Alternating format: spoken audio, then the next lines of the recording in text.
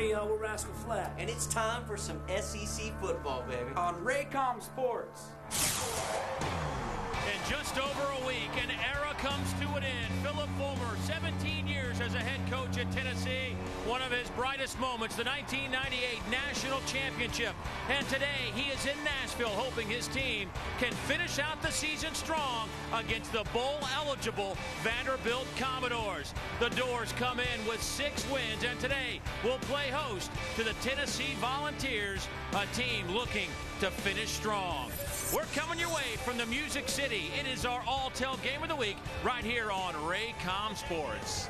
And a pleasant good afternoon, everybody. So glad you could join us from Nashville, Tennessee. Just a couple of weeks left here in the SEC regular season. They will all reconvene at the Georgia Dome in Atlanta for that championship tilt.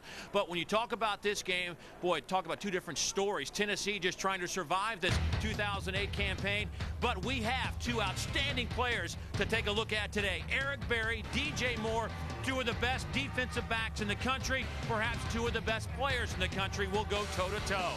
A guy I've gone toe-to-toe with all season. Joining us again, Dave Archer. And Dave, certainly when we watch the tape, these two guys stand out, and why not? DJ Moore last week was off the charts, National Player of the Week with a couple of touchdowns, a couple of interceptions. Well, to quantify DJ Moore, Dave, as just a defensive back, you'd be a disservice, though the impact he's going to have on the game. He's going to catch the football, he's going to return kicks, and it was no more evident than last week against Kentucky. 3 receptions, 51 yards, 2 touchdowns, and he intercepted 2 passes, including the one that sealed the game to win the football game for Vanderbilt to make them bowl eligible. He'll have a major impact today. Well, we talked to Coach Philip Fulmer before this game, and his defensive back, Eric Berry, will also get a chance offensively today.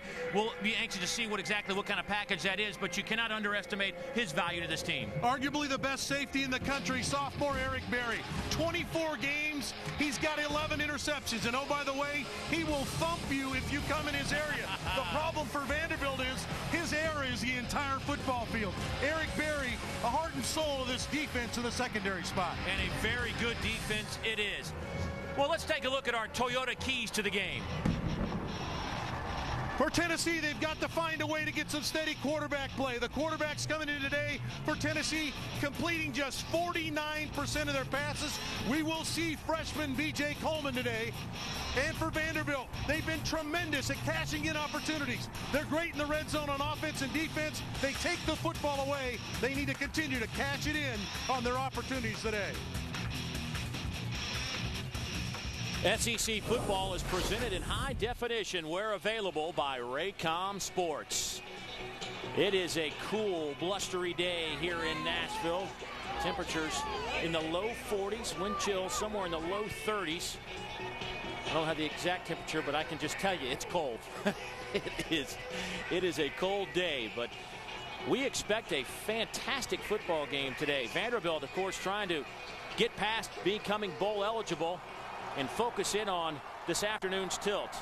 Vandy won the toss, they deferred, so Tennessee will take the opening kick. Dennis Rogan gets hit at the 30-yard line, and that is where Tennessee will take over a 25-yard return. Well, the third member of our team, as he has been all season long, joins us down the sidelines. Dave Baker has more on Tennessee's talented tailback, Arian Foster. Hey, Dave, good afternoon. You know, everybody's pointed to the troubles Tennessee has had offensively, and they've pointed to the quarterback. But Arian Foster, he was projected to be a second-round pick last year, decided to come back. You see there, he's third on the Tennessee all-time rushing list, and he's only had one 100-yard game this year. And as we get this one going, he's not in the starting lineup. A big day today, Dave. Could heal a lot of ills for this Volunteer offense. Montario Hardesty getting the start today.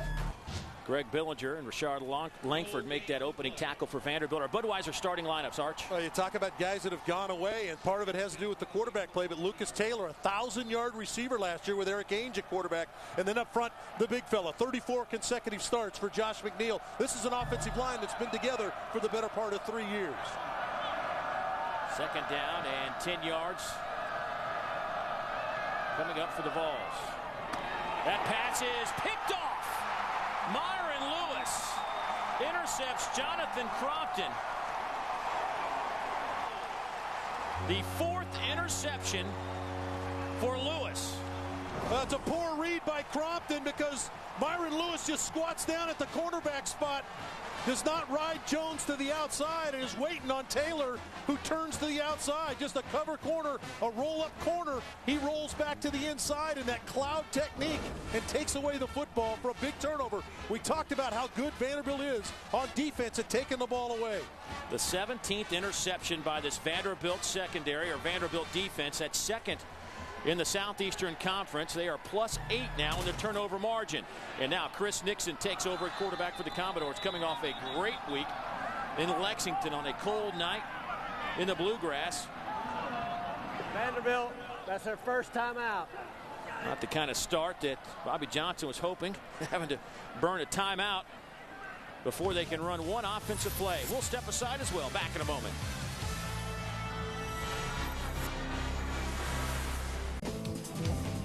Nice cold morning here in the Music City, but everybody having a good time as Tennessee and Vanderbilt battle again for the 103rd time in this series.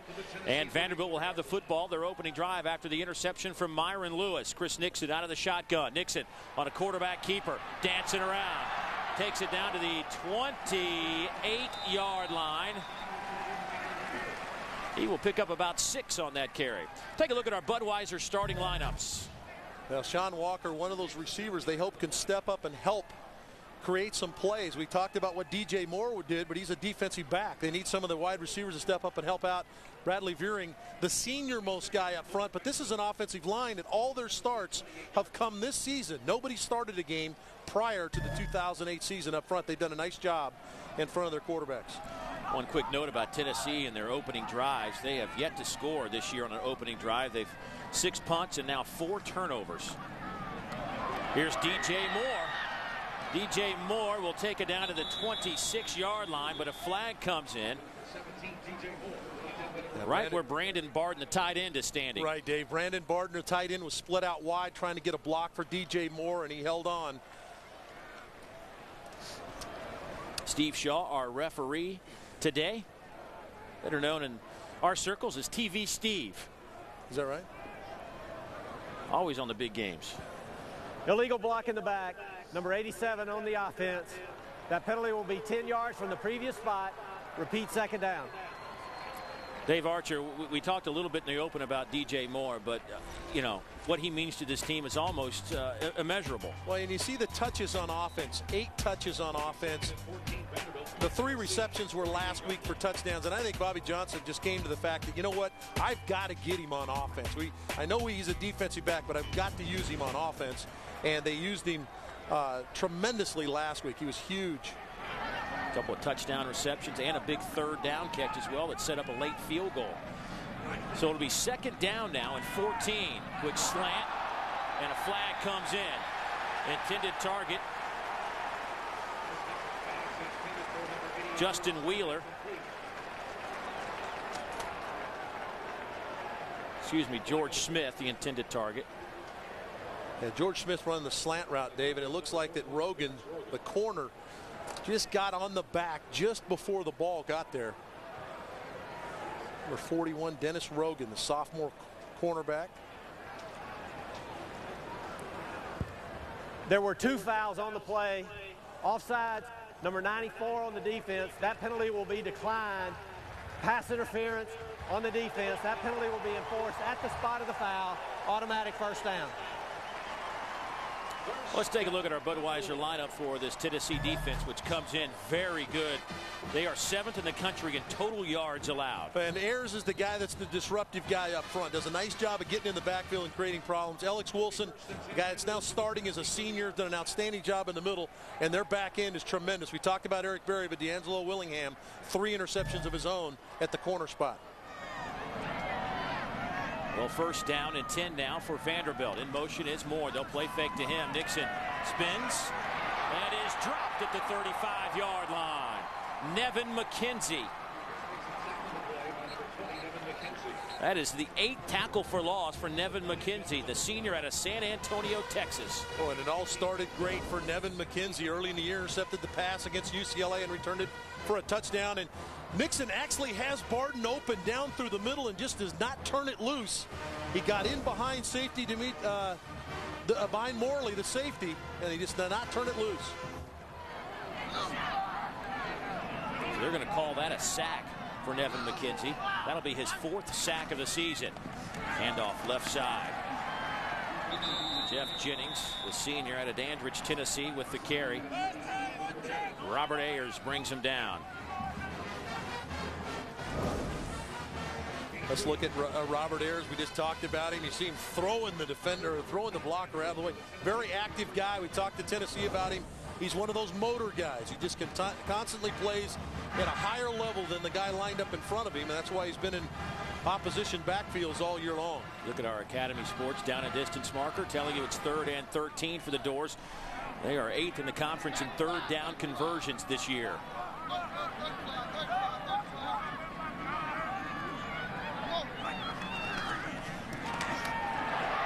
Nixon dodging a couple defenders, gets back to inside the 35, down to the 34-yard line, right about the original line of scrimmage. Eric Berry able to bring him down. Well, defensive coordinator John Chavis dialed up some pressure, and Alec Wilson is going to come clean through the middle. Good job of Chris Nixon to avoid the tackle and get back upfield to try to minimize the damage, but good job by Alec Wilson. You know, when you blitz like that, David, very important that you hit the gap you're responsible for, execute the blitz properly. The only thing he didn't get done there was wrap up the quarterback. So Brett Upson to punt it away. The junior out of Griffin, Georgia, averaging 40.4 yards per punt. Dennis Rogan stands at the 10. It is a line drive end over end kick that works perfectly. How about that kick?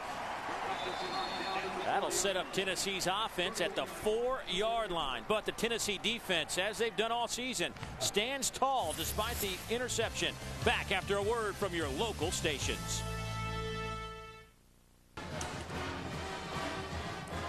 Today's game is brought to you by Alltel, the official wireless partner of fans. So Tennessee will take over here at Vanderbilt Stadium with their 2nd possession. Their first one did not go very well. Second play, an interception. And luckily for Tennessee, their defense able to shut down Vanderbilt. And now they've backed up inside the 5. Jonathan Crompton stays in at quarterback. Handoff goes to the fullback, Kevin Cooper. And we didn't have a chance to take a look at our Budweiser lineups defensively for Vanderbilt, but here they are, Arch. Yeah, this is the counterpart to Robert Ayers for Vanderbilt is Broderick Stewart. Another one of those high motor guys. He has 8.5 tackles for loss, 4.5 sacks. Their linebackers a workman blue collar group, but led by Patrick Benoit at the linebacker spot. And their secondary, again, very strong. We talked about DJ Moore, but Ryan Hamilton, tremendous safety, started 29 consecutive games. Toss sweep, Hardesty cuts it back inside. He'll get 3 on the play. Greg Billinger, a junior out of Lilburn, Georgia, able to bring him down. It's rare when you talk about 2 SEC football teams. You talk about their defensive strength as their secondary.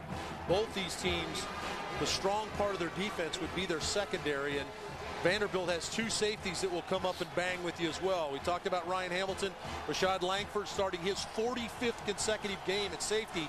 The 2 corners have started 22 consecutive games. So this is a group that's been together for a long time.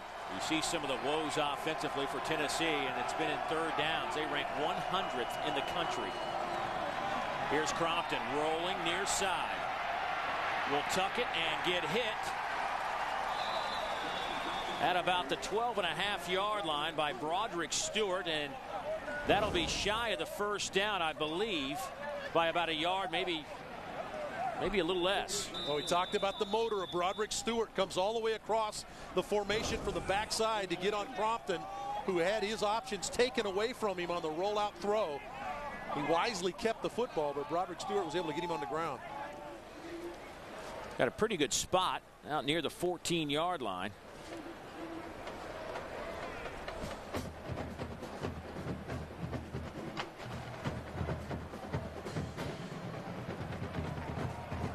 About a yard to go.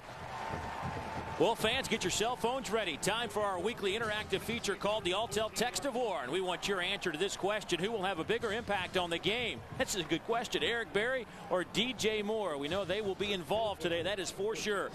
Text your answer to S1 or S2 to 55333. We'll update the results a little bit later this half.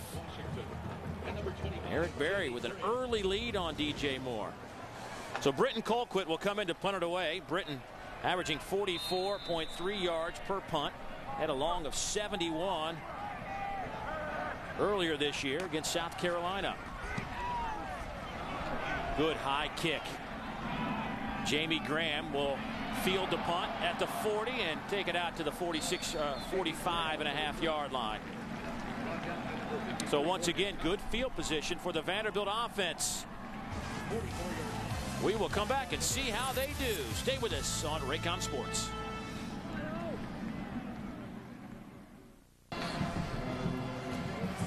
SEC football is brought to you in part by Nissan and your local Nissan dealer. Taking a look at the Country Music Hall of Fame about a mile down the road from where we are here in Nashville at Vanderbilt Stadium. Tennessee and Vanderbilt.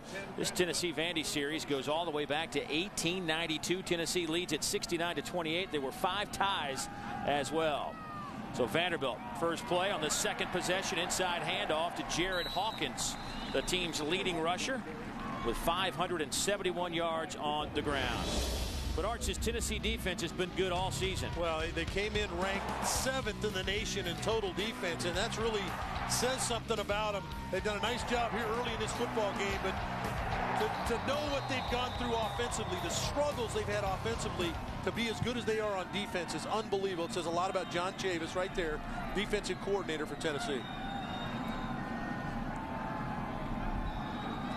Second down. Nixon, quarterback sweep to midfield. Gets a couple on the play. That'll bring up a third down and about 4. And Evan McKenzie able to stretch it out and make the play for Tennessee. Bill Fulmer telling us before the game today that they just have to have some offense, however they can do it, because they can't keep this defense backed up against the wall every single game. No, they've already started to do that in this game. The interception, and then the offense is unable to get a first down, and here the defense is again scrimmaging around midfield, and they forced now a conversion situation here for Vanderbilt, converting just 36% of the time. Vanderbilt has run 6 plays. They've all been on the ground. See what they do here on 3rd and 4. And a loose football. The beanbags hit the turf. Let's see who has it. Tennessee will have it at the 45. Boy, what a nice job by Rico McCoy, the linebacker, to fill on the quarterback draw. The fake coming across the formation to Walker. There's the fake, and now it's just straight through the middle, and there is Rico McCoy. Big hit. And then the ball is ripped out as Nixon reaches for extra yardage, and Alex Wilson, the middle linebacker, comes up. About to fill now these linebackers for Tennessee.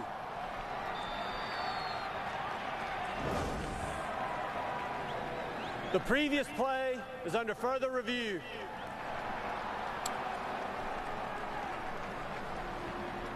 So we'll take another look at it as well. Steve Shaw comes to the near sideline. And B.J. Coleman came in at quarterback before the whistle blew. But here's another look at that fumble. Rico McCoy is going to come up and make the initial hit. Now, Nixon now going to reach and try to get some yardage. It looked like he fell on top of one of his own players.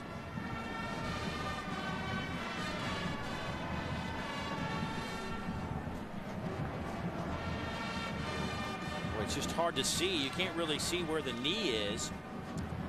And again, that goes back. It was called a fumble on the field. So if you don't see anything in those shots, you're not going to be able to reverse that if you're an official. You know, I've already said today, Arch, I wasn't going to comment on the reviews because I'm like 1 for 36 this year. Well, it's a team thing, and we are really bad about that. So. After review, the ruling on the field stands. It'll be first down, Tennessee. So the Vols will have the football. Philip Fulmer will send in B.J. Coleman at quarterback. It's been talked about all week. B.J. had some work last week in a JV game against Hargrave last weekend, where he completed 22 of 31 for 325 yards, a couple of touchdowns. So the redshirt freshman out of Chattanooga getting a chance here today in the first quarter, and he has good field position to work with. So the Vols have flipped the field on Vanderbilt. First play, a handoff. Arian Foster gets the carry. Broderick Stewart comes up with the tackle for Vanderbilt. So Arian Foster on the field, his first carry today. Of course, he's trying to chase down that Tennessee's all-time rushing record. Just under 1,200 yards rushing last year and 12 touchdowns for Arian Foster. This has had a tough year. This whole offense has. He carried it 245 times last year, 99 this year. Gerald Jones in at quarterback. Or excuse me, Eric Berry in at quarterback. And here goes Berry, takes the handoff, making some people miss, and Berry inside the 45 to the 44-yard line. Dave, you mentioned that Eric Berry, you had a chance to talk to Philip Fulmer right before kickoff, and he mentioned that Eric Berry is going to do some of this in whatever you want to call the formation, the wild Vol formation, wherever you want to call it. But Eric Berry, a tremendous athlete. They mentioned what he does on the defensive side of the football, but trying to make an impact. Both these coaches reach into their best athletes to try to make an impact, and Eric Berry, one of those guys. Well, one of the things Coach Fulmer told us was that there is no magic dust, but maybe there is a little magic with B.J. Coleman at quarterback and maybe an Eric Berry at quarterback, trying to crank something up. Berry will take it again. Looking for the sweep to the far side. It's about 1.5 yards. DJ Moore runs him out of bounds. His counterpart. Boy, these two guys, DJ Moore and Eric Berry. Here Berry takes the direct snap at quarterback out of the gun, just a sweep for him, but there's DJ Moore to bump him out of bounds. Mutual admiration society between those two. Yeah, when I asked Eric Berry on our meetings earlier this week, I said, what stands out to you about Vanderbilt in terms of their offense, what you've seen on tape? And he started laughing, and he goes, 17, meaning DJ Moore, who got some snaps last week against Kentucky. Coleman makes a man miss, spins out of it and gets back to the original line of scrimmage. Loses about 1.5 yards, however. Broderick Stewart with yet another tackle.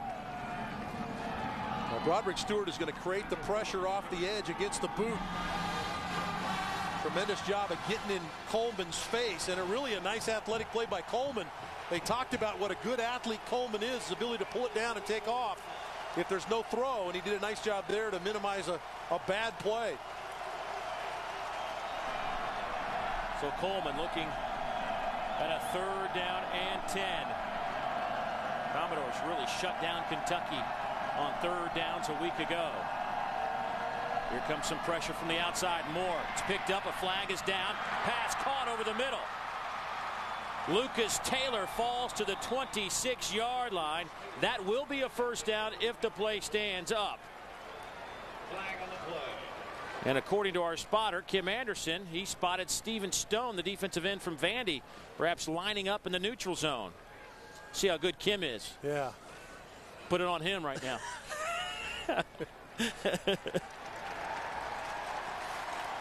Oh. Illegal formation. 6 men on the line of scrimmage. Number 79 was not up on the line. That'll be a 5-yard penalty from the previous spot.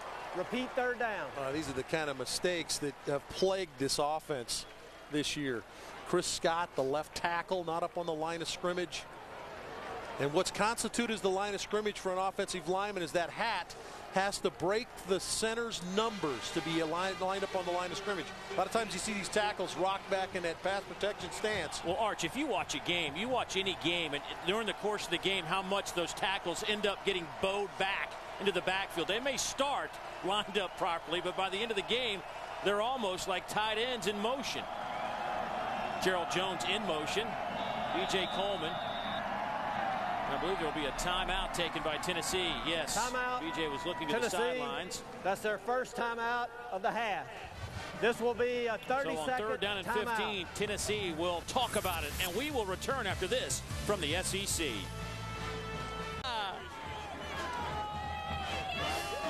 Our Chick-fil-A nugget of the game today. And of course, you know those folks right there loving their Chick-fil-A as well. Vanderbilt's best record since 1956 was back in 1982, the last time they went to a bowl game with 8-3, and they've had a couple of 7-win seasons as well. They've got a chance to match that 8-win season if they can win here today, and then of course finish the season up against Wake Forest. On a 3rd and 15, pass is dropped by Luke Stocker. He would have been well shy of the first down anyway. But Tennessee will now be forced to punt. Well, the penalty puts them in a hole. They get the call for not enough men on the line of scrimmage, and then the drop in the flat. Stocker's had a tough time catching the ball consistently all year long. We saw a game earlier in the year we had a couple of drops, and young tight end they think a lot of. In fact, they've actually compared him to a guy with the Cowboys. It's not bad, and Jason Witten. So Colquitt will punt it away again. Alex Washington and Jamie Graham back to return it. Fair catch called for and taken by Alex Washington. Well, later on today, a good Southern football classic showdown between Ole Miss and LSU. And 49 years ago, the legend of Billy Cannon was cemented. And he's a subject of our Nissan Heisman in the SEC. Now, Cannon scored the only touchdown for top-ranked LSU on an 89-yard punt return in a 7-6 win over third-ranked Ole Miss back in 1959. He was a true all-around player. Ran a 9.5 100-yard dash. Also punted and was a defensive back. You know, of course, legendary status. Still talked about today. Yeah, he played a little tight end for the Raiders. Of course, being honored today. He and that 1958 team that won the national title over at Baton Rouge. Here's Nixon on a keeper, and he gets hammered at about the 17-yard line. Robert Ayers comes in to make the tackle for the Vols. Well, it's a nice job on the end by Nevin McKenzie, the linebacker, that forces Nixon to keep this to the inside. Really kind of took away the pitch. And when Nixon turned back to the inside, Nevin McKenzie was all over him. Vanderbilt is still yet to throw a pass, I believe, in this game. Yeah, they have not thrown a pass as of yet. On 2nd down and 9, they will continue on the ground. Here's Hawkins out over the 20 to the 23-yard line. Brought down by Dan Williams. And it looks like Hawkins going to hobble off. The team's leading rusher, the junior out of Spring, Texas. And that'll bring Jeff Jennings back on the field, the senior. Look at Ted Kane to the right on your screen, the offensive coordinator trying to dial something up here for this Vandy offense that averages 21 points a game, which is 8th in the league. But with a defense that's been so good, they haven't had to score a ton. Nixon stands in the pocket and is dropped back at the 15. Walter Fisher able to bring him down eventually. Yeah, good initial pressure from Nevin McKenzie, the linebacker. Dave, you talked about him being in the backfield. He's been back there all year long, and again gets around the neck of Chris Nixon. And he gets some of his mates to rally and help him as Fisher puts him on the ground. Big Walter, 6'3", 280-pound senior, coming back home to play here in Nashville. Nearly blocked. And Dennis Rogan dropped at the 35-yard line. Boy, this year, Arch, we've seen a lot of 2-quarterback systems, and here's a look at some guys that have played some and sat some. And down at the bottom, Mackenzie Adams and Chris Nixon. Nixon, of course, started the year, then gave way to Adams, and now Nixon back in charge. What do you think about that? I mean, that seems like a ton of teams trying to figure it out. Well, what it's telling you is they're just not getting a lot of consistent quarterback play. The only senior on that board was Chris Nixon for Vanderbilt playing the quarterback. The rest of them are underclassmen, and all those schools trying to find a guy that's going to consistent squeeze the trigger for them. Tennessee now has played 3 quarterbacks. Big hole for Lennon Creer. Give him 11. That'll be a first down out to the 47-yard line. Rashard Langford brings him down. Just a lead play, a lead draw play, and Lennon Creer gets a great block up front right there by the fullback on Benoit. Whoa. Tremendous hole, great block on Benoit, clears the hole, and then Creer into the secondary. That was a huge hole and a big hit as well in that secondary, but Tennessee will have the first down out over the 45-yard line.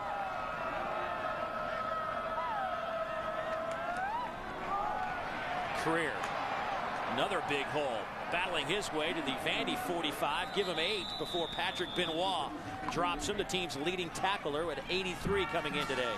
This is a big offensive line. We talked about how long they've been together. The left tackle, Scott, 24 consecutive starts. Josh McNeil, the center, 34 consecutive starts. Anthony Parker, 35 regular season consecutive starts. And Raymond Foster, the right tackle, 24 consecutive starts. So this is a group that there's no mysteries. There's nothing you're painting up there that they haven't seen before.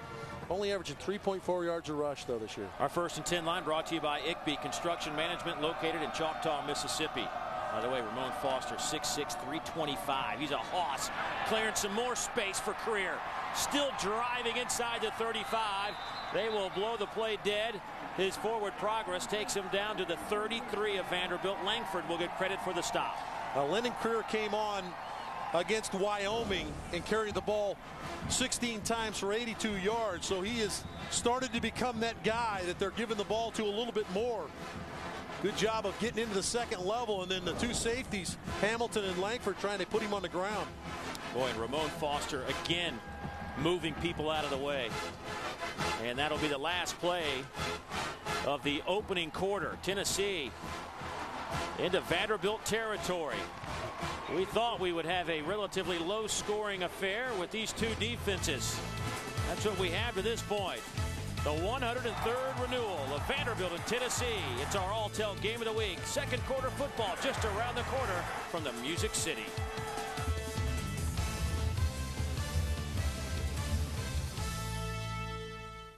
At Region.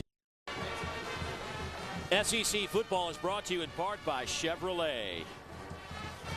You know, it's a great time of the year for some football. It is perfect football weather. The leaves are changing colors and falling. I know that. I spent some time in the yard raking them this past week, but this is classic football weather as Tennessee moves on 1st and 10. The opening play of the second quarter. Handoff to Career. Breaking a couple of tackles. Still driving. Gets it down to the 30, maybe inside the 30-yard line. And Arch, not much happening offensively here as we look at our first quarter statistics. Well, an important number for Tennessee, though, is they've got their ground game cranked up. With the problems they're having at quarterback, running the football going to be paramount for Tennessee today, and they've been able to do that. Get the ground game cranked up. You see Career, 32 yards, 3 carries. They've done a nice job with that. I have never seen, I'm not saying it didn't happen, but I haven't seen it. First quarter of football, and neither team has a passing yard. It's your kind of football, isn't it?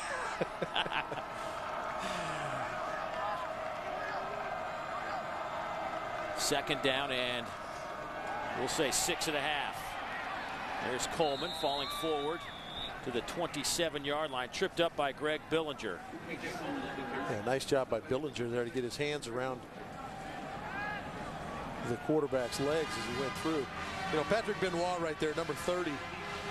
He has been really a tremendous football player. He was injured most of last year, leads his team in tackles. Number 30, Patrick Benoit. He's a guy that makes their defensive calls for him, does an excellent job of getting people lined up. And this is a defense that really has been very opportunistic this year. Benoit, second in the SEC in tackles. Trying to go with you guys. Here's Coleman. Breaks a tackle inside the 20 down to the 17-yard line. First down, Volunteers. Greenstone brings him down, but move the chains. We talked about something that Coleman brings to the table that the other quarterbacks don't, and it's an athletic ability and a little toughness. He's a redshirt freshman. Does a nice job of coming in and making a play. Boy, look at the Tennessee offense as they are starting to warm up on this cold day. Nowhere to go on their first 3 possessions, but moving the football here.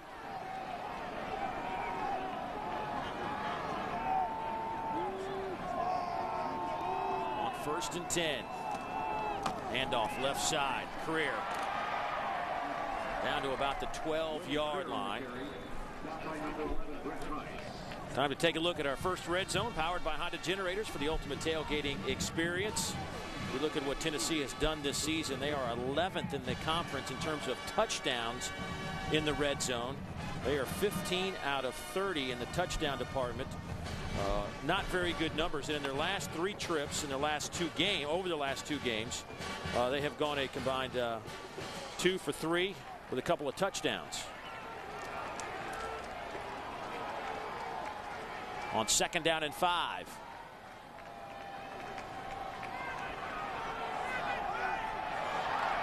Coleman, the quarterback keeper. Spins, falls forward, down to about the 7.5-yard line. Ryan Hamilton with the tackle.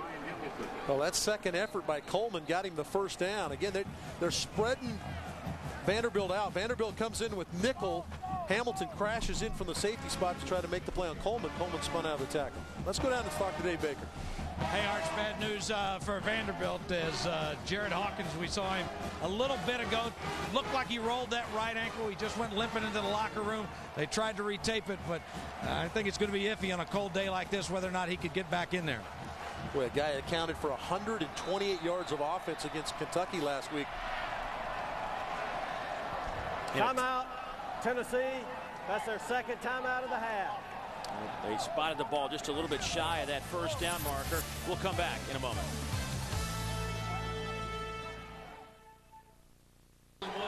Closed captioning is provided by Chick-fil-A. We didn't invent the chicken, just the chicken sandwich.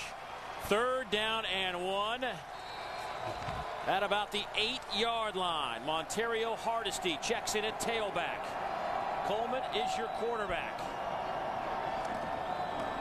It's Hardesty off the right side. Touchdown, Tennessee.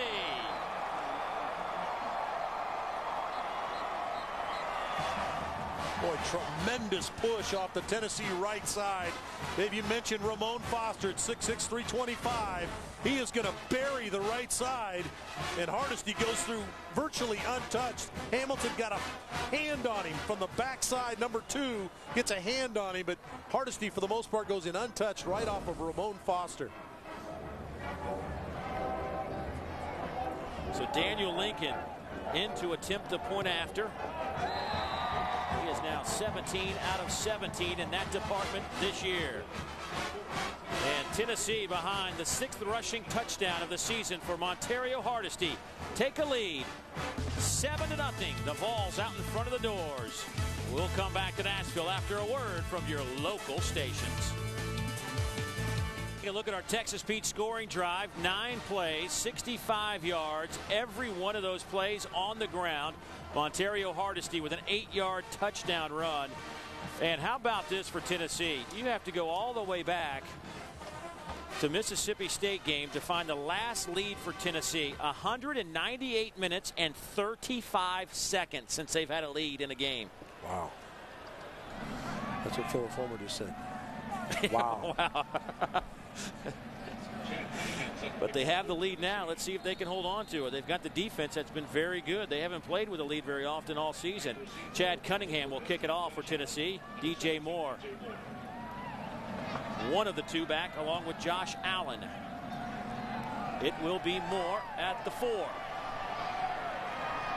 DJ Moore takes it out to the 26.5-yard line. Give him a 22-yard return. But let's go back to that touchdown, Arch. Well, Dave, let's look at this execution. We're going to get a clear down. Here's Cottom, the tight end, Foster, the tackle. They're going to clear it down. Now these 2 guys are coming out. We get a kick out, fullback clear through. Well, that's just how you drew it up. Now, good job by Cooper and Johnston. Johnson was in at an H-back position. He was an extra fullback. He got the kick-out block. Cooper led up through, and Hardesty goes in untouched. So Vanderbilt with 1 first down today, and that came on a penalty. Nixon throws it away as he is in the grasp. He's outside the tackle box, and the ball got past the line of scrimmage. So no flag. Wes Brown putting the pressure on Nixon. That was the first official pass attempt today. Let's go downstairs to Dave Baker. Buzz? You know, Dave, when we talked with offensive coordinator Ted Kane yesterday, he talked about not trying to put too much on this young offensive line. After that last series, a very animated conversation between Bradley Veerling, the center, and Eric Hensley, the right guard, getting all kinds of confusion with what John Chavis is doing with these changing fronts and his blitz package, especially when Vandy gets behind the chain. Here's Jennings, nothing happening there. That'll bring up a third down. And going back to that discussion, Buzz, in our meetings, you know, one of the things that we also gathered here is that John Chavis's defense is going to throw a bunch of stuff at you. Kentucky kind of lined up and played kind of safe last week, but this is a different monster this week. It really is, and it's a group that's playing well with a lot of confidence. We mentioned they're 7th in the country in total defense. They have not struggled at all this year defensively. They go to a 3-down line here, and you're talking about different looks now. 3 down linemen, 3 linebackers, and 5 defensive backs in the game for Tennessee. Alex Wilson, leading tackler, to the sidelines. Looks like he's banged up a little bit. Speaking of banged up, Jennings takes one from Eric Berry right on the hip. And Jennings slow to get up. They tried to throw a little swing screen to the left side, coming right at you here. Going to try to get a couple linemen out in front, and Berry just beats the offensive lineman out in front to Jennings. Trying to get out in front, Riley Lauer on the swing screen, but Berry read it, closed, and made the play. So the Doors lose 5 on that possession. Here comes a flag. It looks like some movement against that Vanderbilt front. Boy, it has just not gone well for that man today. Before the snap, false start, number 29 on the offense, 5-yard penalty. It remains 4th down. And we also had a chance to talk to Bobby Johnson right before kickoff today, and we, you know, went back to the discussion. Have you got your team focused again? Because there was such jubilation in the locker room last week to become bowl eligible. A little slow out of the gates today. I think he kind of depended on his older guys. Boy, that is a dead shank. Brett Upson into the stands. That one went. Not a very long punt. They will spot it at the 35-yard line. Time now to update our Alltel Text of War poll. We're asking you the question, who will have a bigger impact in the game? DJ Moore of Vanderbilt, Eric Berry of Tennessee. And right now, Eric Berry out in front with a sizable margin over DJ Moore. Be sure to text your answer to S1 or S2 to 55333. As always, thanks for playing Alltel's Text of War. So outstanding field position for B.J. Coleman, who hands it off to Hardesty, breaking some tackles. D.J. Moore will try to chase him down. Hardesty dropped at the 8 by Moore. A 29-yard pickoff from Montario Hardesty. Well, this is a tremendous block on the counter play. I want you to watch the fullback right there, Cooper. Right out in front, number 45 gets the block on Benoit, the linebacker, and Hardesty is into the secondary. You know what, Arch? This is an amazing number. In the first 4 games, Tennessee had 20 runs of over, or 7 runs over 20 yards. In their last 6, that was just their second rush over 20 yards. Jones in motion, out of the eye. They'll go back to Hardesty. He gets met at the line, breaks a couple of tackles, and then loses a yard or 2. That time, Vandy stuck with it. Chris Marv will get credit for the tackle.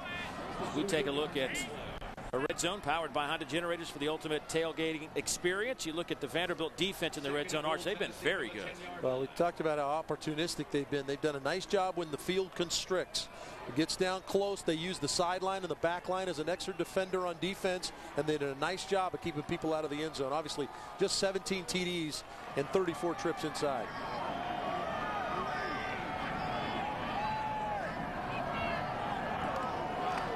Out of the eye again. Hand off to Hardesty. He will take it down to about the 7.5-yard line. John Stokes from his outside backer spot makes the tackle along with Broderick Stewart. So another guy that's having a good game right now for Tennessee is number 45, Kevin Cooper, the fullback, doing an excellent job as Broderick Stewart, the big defensive end, is still down on the field for Vandy, but we're going to have to track number 45, Kevin Cooper. He's been the lead on the last couple of runs that have been successful for Tennessee.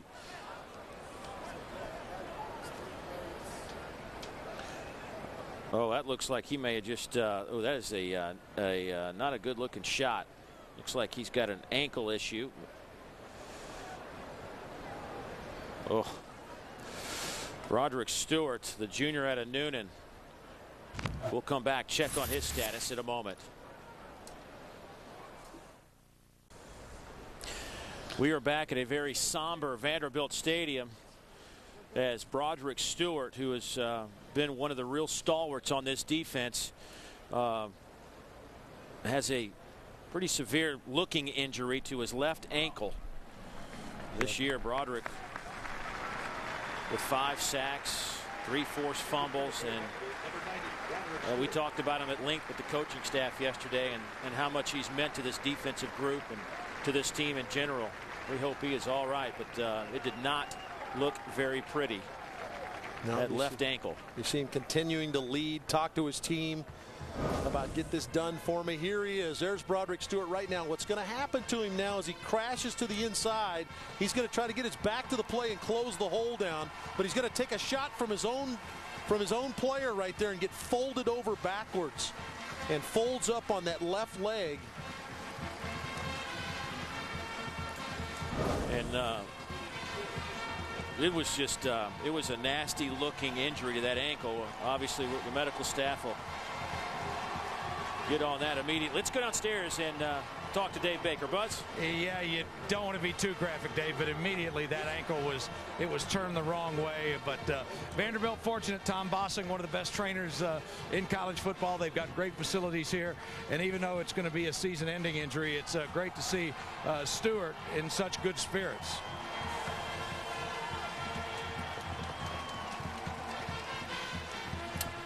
Well, he will turn things over to this Vanderbilt bunch that'll try to slow down Tennessee, that has run an offense that's run 22 plays. 20 of those have been on the ground. So Theron Kadri checks in at that defensive end spot in place of Broderick Stewart. Out of the shotgun, B.J. Coleman. Here comes some heat from Vanderbilt. Coleman to throw, and it's nearly intercepted by the safety, Rashard Langford. Patrick Benoit gets in there to force the pressure on the quarterback. What great pressure. Benoit and Hamilton are going to come. Benoit's going to get just enough of the ball, tipped it enough where Langford had a chance to pick it off. Watch Benoit reach for the right arm, and he got the football before Coleman could get it out, and Langford almost came up with it. Daniel Lincoln now on the field. 4th down, 25-yarder on the way for Daniel, the sophomore out of Ocala, Florida. 8 out of 15 this year in the field goal department. And this one is on the way, and it is good. So Tennessee has put 10 points on the board, and they lead it by that number. We will return to Nashville after this from the SEC. On a cold afternoon here in Nashville, Tennessee, the Tennessee Volunteers lead Vanderbilt 10-0 after the 25-yard field goal. Look at our Texas Pete scoring drive. The Vols did not have to go very far, just 27 yards. 5 plays, just a little under 2 minutes on that drive. But back-to-back scoring opportunities for Tennessee, and they've taken advantage. Cunningham, a low line drive kick. That will be picked up by Josh Allen. Allen's got some running room. Allen to the 45, out to the 47-yard line. Great return for Vanderbilt to set up an offense that has been non-existent here in the opening half.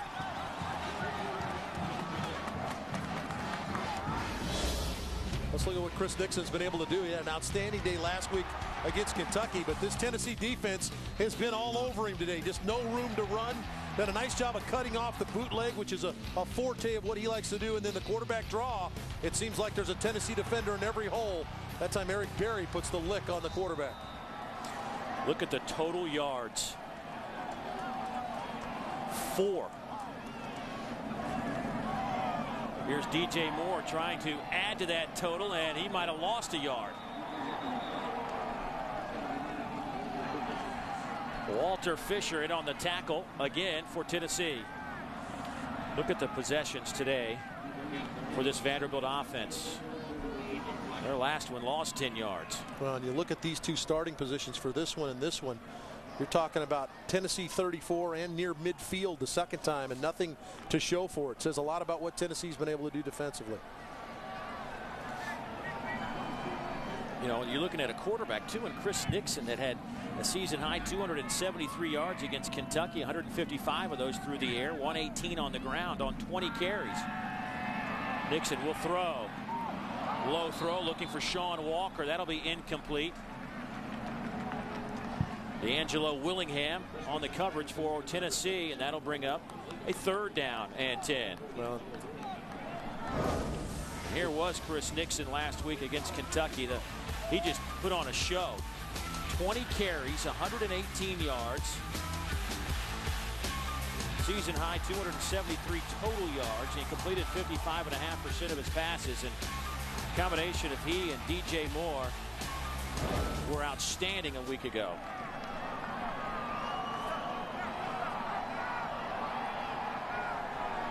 And Vanderbilt will take a timeout on 3rd down and 10. Play clock was at 2, and they couldn't get that play off with 6:47 to go here in the opening half.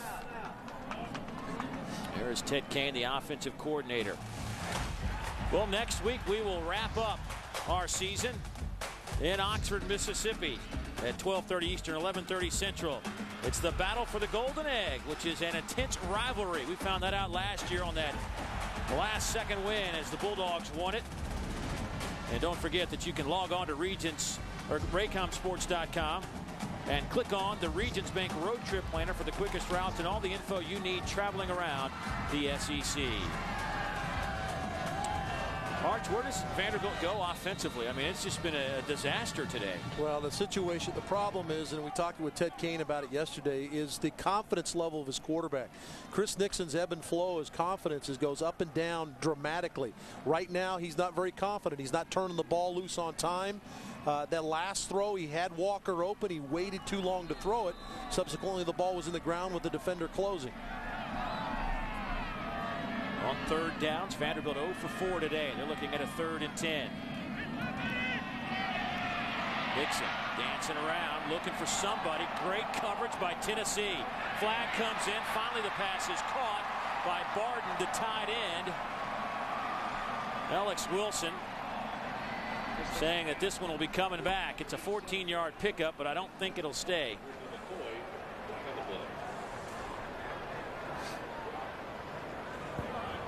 Holding, number 66 on the offense. 10-yard penalty from the previous spot. Repeat 3rd down. Eric Hensley gets the flag, the big offensive guard, number 66. But you're asking your offensive line to ask too much. There he is, number 66, right there, working on Alex Wilson right here. There's the penalty. But you're asking that offensive line too much to try to hold their blocks this long. Good job by Tennessee, though, on scramble coverage. Whenever a quarterback breaks the line of scrimmage or breaks sideline to sideline and extend a play, Tennessee, nice job. Eric Berry and the boys back in the back end did a nice job of staying on coverage. And now Vanderbilt's looking at a 3rd and 20. That's DJ Moore in motion. Nixon. 4-man rush, gets to him. He lofts it up, and it's picked off by guess who? Eric Berry. Nobody will touch him. Touchdown, Tennessee. 45 yards. What is it about this guy when he picks one off? It's a huge return. But Berry does a nice job. He's sitting in the middle. Rico McCoy, the linebacker, gets the pressure. And just an ill-advised throw, obviously, by Nixon. You got to squeeze that football, eat the football there, play another day. He lofts it up, and Berry's all over it. 7 interceptions for Eric Berry this year. 2 have gone back for touchdowns. The SEC's all-time leading interception return yard man. It's hard to say. Difficult for a guy like me. As many yards as he got, you got to. Right. There it is. Unbelievable. And he's just a sophomore. But you mentioned this is his 25th career game. His 12th interception of his career. Number 14 in the middle of the field, just eyeballs the football, goes and gets it. Really no mystery to it. He's sitting in the middle playing kind of a linebacker spot when they came with their nickel group. And Barry's such a great athlete. We saw him on offense. Once he gets clean, he's going to get in the end zone. He's just reading the quarterback's eyes, break on the football, take it back. And he's taking it back to the tune of almost 500 yards in his career. Just a sophomore. He is now, I guess you could say, he's all by himself in the interception department in the country with number 7. He came in tied for first with 6 other guys, but the early game today may give him the lead. Let's go downstairs, check in with Dave Baker. Hey, Dave, you know, when we talked to John Chavis the other day, he was obviously very emotional about what's going on. We'll get to that a little bit later, but he was also immensely proud of what this defense has done, you know, and with the exception of Eric Berry, there's no real bell cow on this defense. They certainly don't have that big name guy, you know, that they've had in the front like a Hainsworth or some others, but he talked about what these guys have done in terms of playing through injury and pain, and he said they haven't done everything perfectly, but they complement each other oh so well, and that's just another example, and they've really dominated this first half. Or they dominate is the appropriate word. It has been all Tennessee, and it didn't look that way early as Crompton threw an interception on the second play of the game. Here's Moore trying to answer the Eric Berry touchdown. Didn't get very far. Well, Geico is canvassing the country this year to get the fans' input on all the best moments of the 2008 football season. For tour updates, tour schedules, and your chance to take the Geico Best of 2008 fan poll, check out bestofcollegesports.com. Now, Chris Nixon returns at quarterback. You're wondering, Mackenzie Adams is standing, helmet ready, but Chris Nixon is back in at quarterback, and Ted Kane's got to try to find a way to get this kid some confidence, some easy throws, but Tennessee is not allowing that to happen. Tight coverage. Vandy's last 2 possessions, 6 plays, minus 20 yards, and now a loose football. It's on the turf, and Nixon falls at the 15-yard line. That'll be a loss of 10. Wes Brown will get credit for the tackle. Well, that's a good snap. Just took his eyes off the football to look down the field and was really lucky to kind of corral it back in before Tennessee. And Tennessee smells blood in the water now on defense.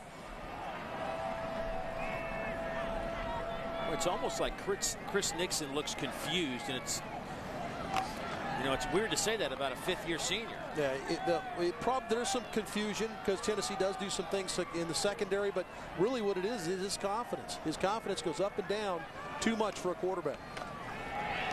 McCoy putting a little pressure on Nixon. That pass incomplete, looking for Jeff Jennings. And this is not the scenario if you're Vanderbilt and Bobby Johnson you want to have yourself in. Obviously you don't like being behind any, but down 17-0 with an offense that has struggled to put points on the board.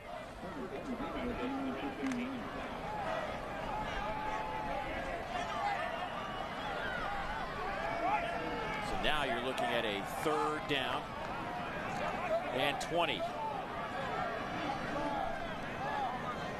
They had a 3rd down and 20 on their last possession.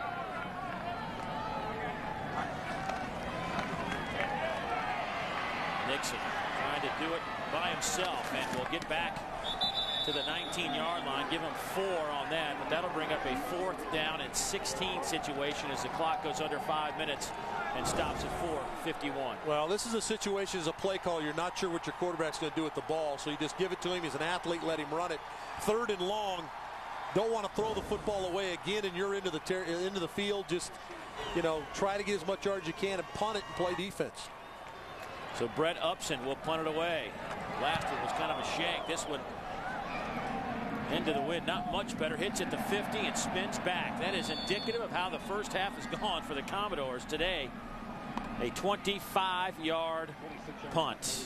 4:33 to go before halftime. Well, all season long, our good friends from Rascal Flatts have opened the telecast with their hit Bob That Head from the album Still Feels Good. And coming up January 17th of 2009, they'll start the final leg of their Bob That Head tour in Kansas City, Missouri. The band recently wrapped up the 2008 tour playing before over 1.2 million fans. You can get all the information you need always at rascalflats.com.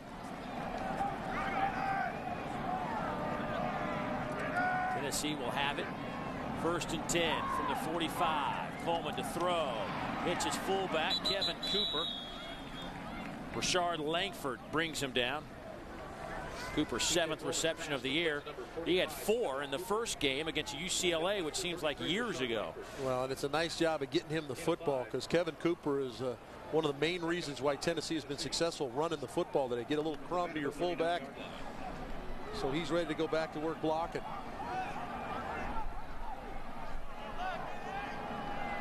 That completion by Tennessee was their first of the game, the 2nd overall in the contest. Gerald Jones now the G-gun dancing around, and Gerald takes it to the 35-yard line, and that'll pick up a 1st down. They'll spot it at about the 34. Well, Tennessee trying to find a way to generate offense, and we've seen Eric Berry at quarterback. Obviously Coleman and Crompton have played. Now Gerald Jones, and this is a package they've had for a number of years. Gerald's done a nice job. What they can, Dave, you call it the G-gun. That's what they call it. Put Gerald Jones in at quarterback. He does a nice job with their running game, and he will throw it out of that formation. Arian Foster in at tailback. Haven't seen a lot of Arian today. Trying to work the right side, and he has stood up at the 35-yard line. Probably lost a yard. DJ Moore already with 5 stops today from his corner position. On a good play by DJ Moore, the corner, number 17, is going to do a nice job of playing off the block. I've been talking about Cooper, the fullback, getting out in front. Watch 17 play off the block, keep his leverage to the outside, and really nowhere for Arian Foster to go. He had Patrick Benoit to the inside, DJ Moore to the outside. Good team defense that time by Vanderbilt. Yeah, that was textbook by DJ Moore. DJ with 48 tackles now on the season. Single setback is Foster. And as B.J. Coleman tried to pump fake, Chris Marv didn't bite. Whoa! Coleman lit up by Marv on that one. Tennessee does not account for the blitzing middle linebacker Chris Marv. They had a hitch and go on the outside. They're going to pump fake it, but Tennessee messes up the assignment up front. They did not get it blocked properly up front and allowed Marv to slide right through on the blitz. So the 3rd sack of the year for Chris Marv, the redshirt freshman out of Memphis, Tennessee. And now the Vols looking at a 3rd down and 17. Coleman will stand in the shotgun. Pressure comes again. Do a little screen to Jones, dancing around to the 34-yard line, right at the original line of scrimmage. That'll bring up a 4th down and 10. Greg Billinger finally tracks him down, and maybe you're in a 2-down situation here with 1:45 to go before halftime. Or do you try to pin him down and take the 17-point lead and call it a half?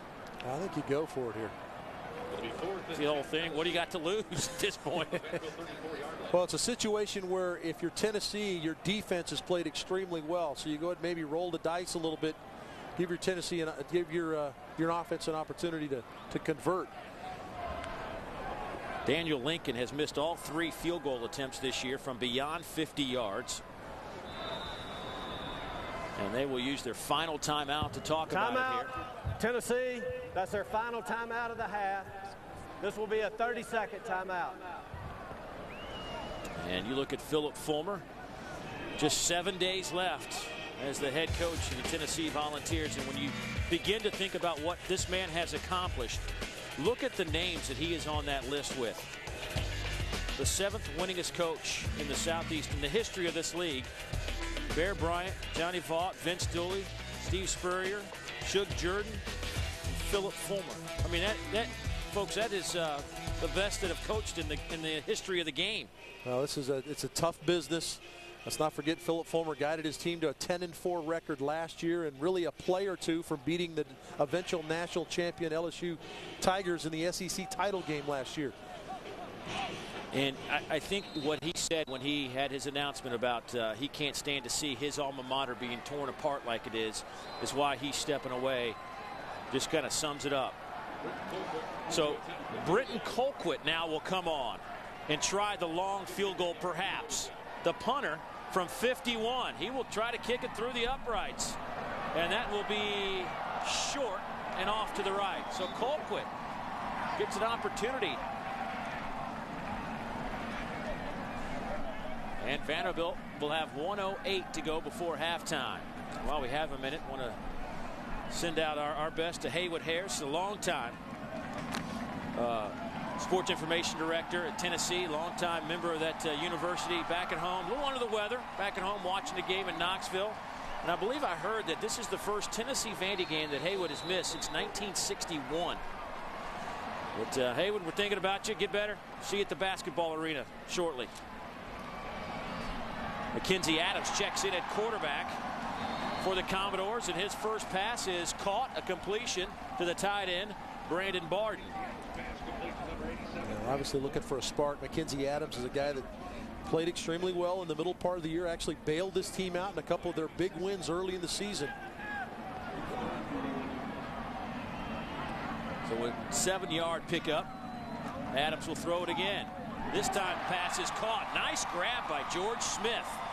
That'll stop the clock to move the chains. Dennis Rogan with the tackle. Remember, Adams came off the bench in the big Vanderbilt win over Auburn.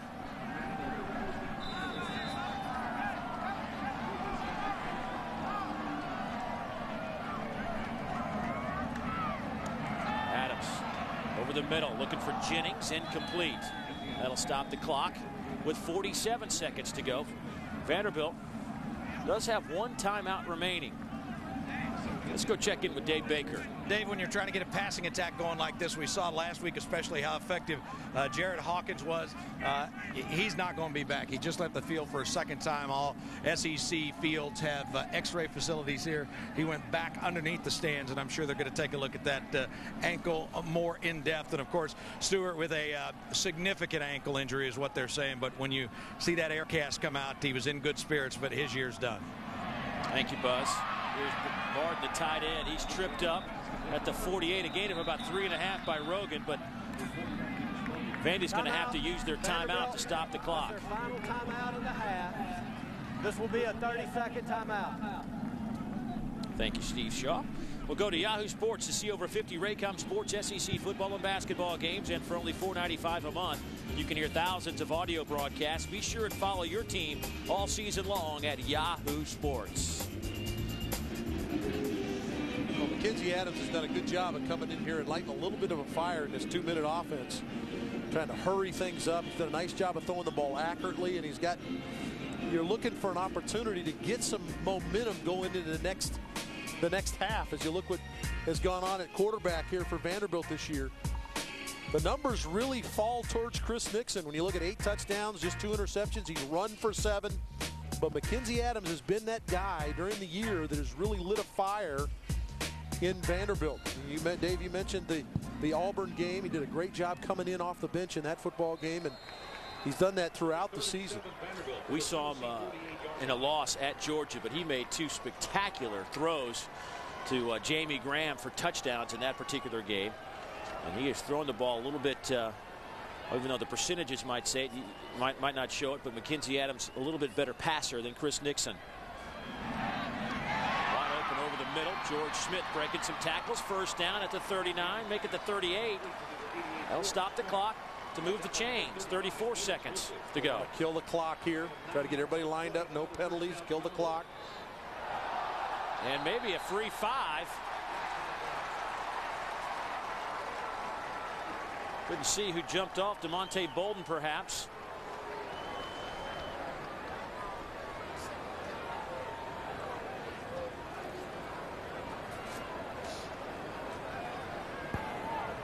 Before the snap, offsides on the defense, contact. That'll be a 5-yard penalty. Remains first down. Looked like a second went off the clock, too. They may have to put another second back on the clock. From the Tennessee 34-yard line. There's John Chavis standing up, the defensive coordinator. Please reset the clock to 34 seconds.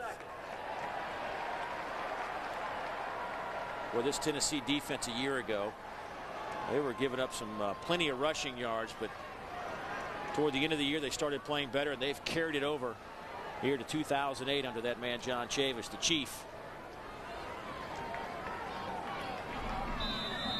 First down and 5 now with 33 seconds to go. Here's Adams, stands tall in the pocket over the middle, looking for Jamie Graham, and it's picked off. Brent Vincent still on his feet. Vincent being chased down by Jennings and finally pushed out by Justin Wheeler. But a huge return, and then a late flag comes in as well with 14 seconds to go before halftime, so Tennessee has a chance for more points. Boy, Dave, this is a well-thrown ball by Mackenzie Adams, and Graham never looks for the football, and the ball hits him right in the chest and bounces into the Brent Vincent's hands. And what a tremendous return. Ends up being like a punt return for him. 71 yards, Arch, on the return. After the play, personal foul, late hit out of bounds, number 21. That penalty will be half the distance to the goal. First down. I laughed. Steve Shaw a little bit out of breath. A lot of running for Steve. Right down through the middle. Ball's going to hit him right in the hands and just bounces in the air. Careens off another Tennessee defender. But he just didn't look for the football quick enough, and it got on him before he could see it. And then Vincent intercepts and does a nice job of Tennessee, the transition to an offensive football team. Once you get the ball in your hands, that's something that Tennessee does as good as anybody in the country. When one of their defenders picks off a pass, they become offensive immediately. Good blocking down the field. So that's 2 interceptions today for Tennessee. That gives them 17 on the season. B.J. Coleman looking, firing out of the back of the end zone. That'll leave 10 seconds on the clock. B.J. Coleman's pass incomplete. Chance for perhaps 2 plays. I think they're going to go ahead and take the 3 right here. They got a young quarterback. They're concerned about not getting the points. Tennessee crowd wants one more shot anyway. You have time. You certainly have time for another shot. And he had a receiver open in the back line, just didn't see him. And I think that the inexperience at quarterback here forces Philip Fulmer's hand here a little bit. There are no timeouts for Tennessee, so you would be risking not being able to get a playoff if you weren't able to get out of bounds or throw an incompletion. Here's Daniel Lincoln from 24. So Tennessee with a free 3, if you will, with 4 seconds left before halftime. And this Tennessee team leads 20-0 over Vanderbilt. And the way this started offensively, it looked like it was going to be a long day for Tennessee. But behind a stellar, stout defense, they've been able to put 20 on the board. This is an offense, by the way, that came in averaging just 16 points a game.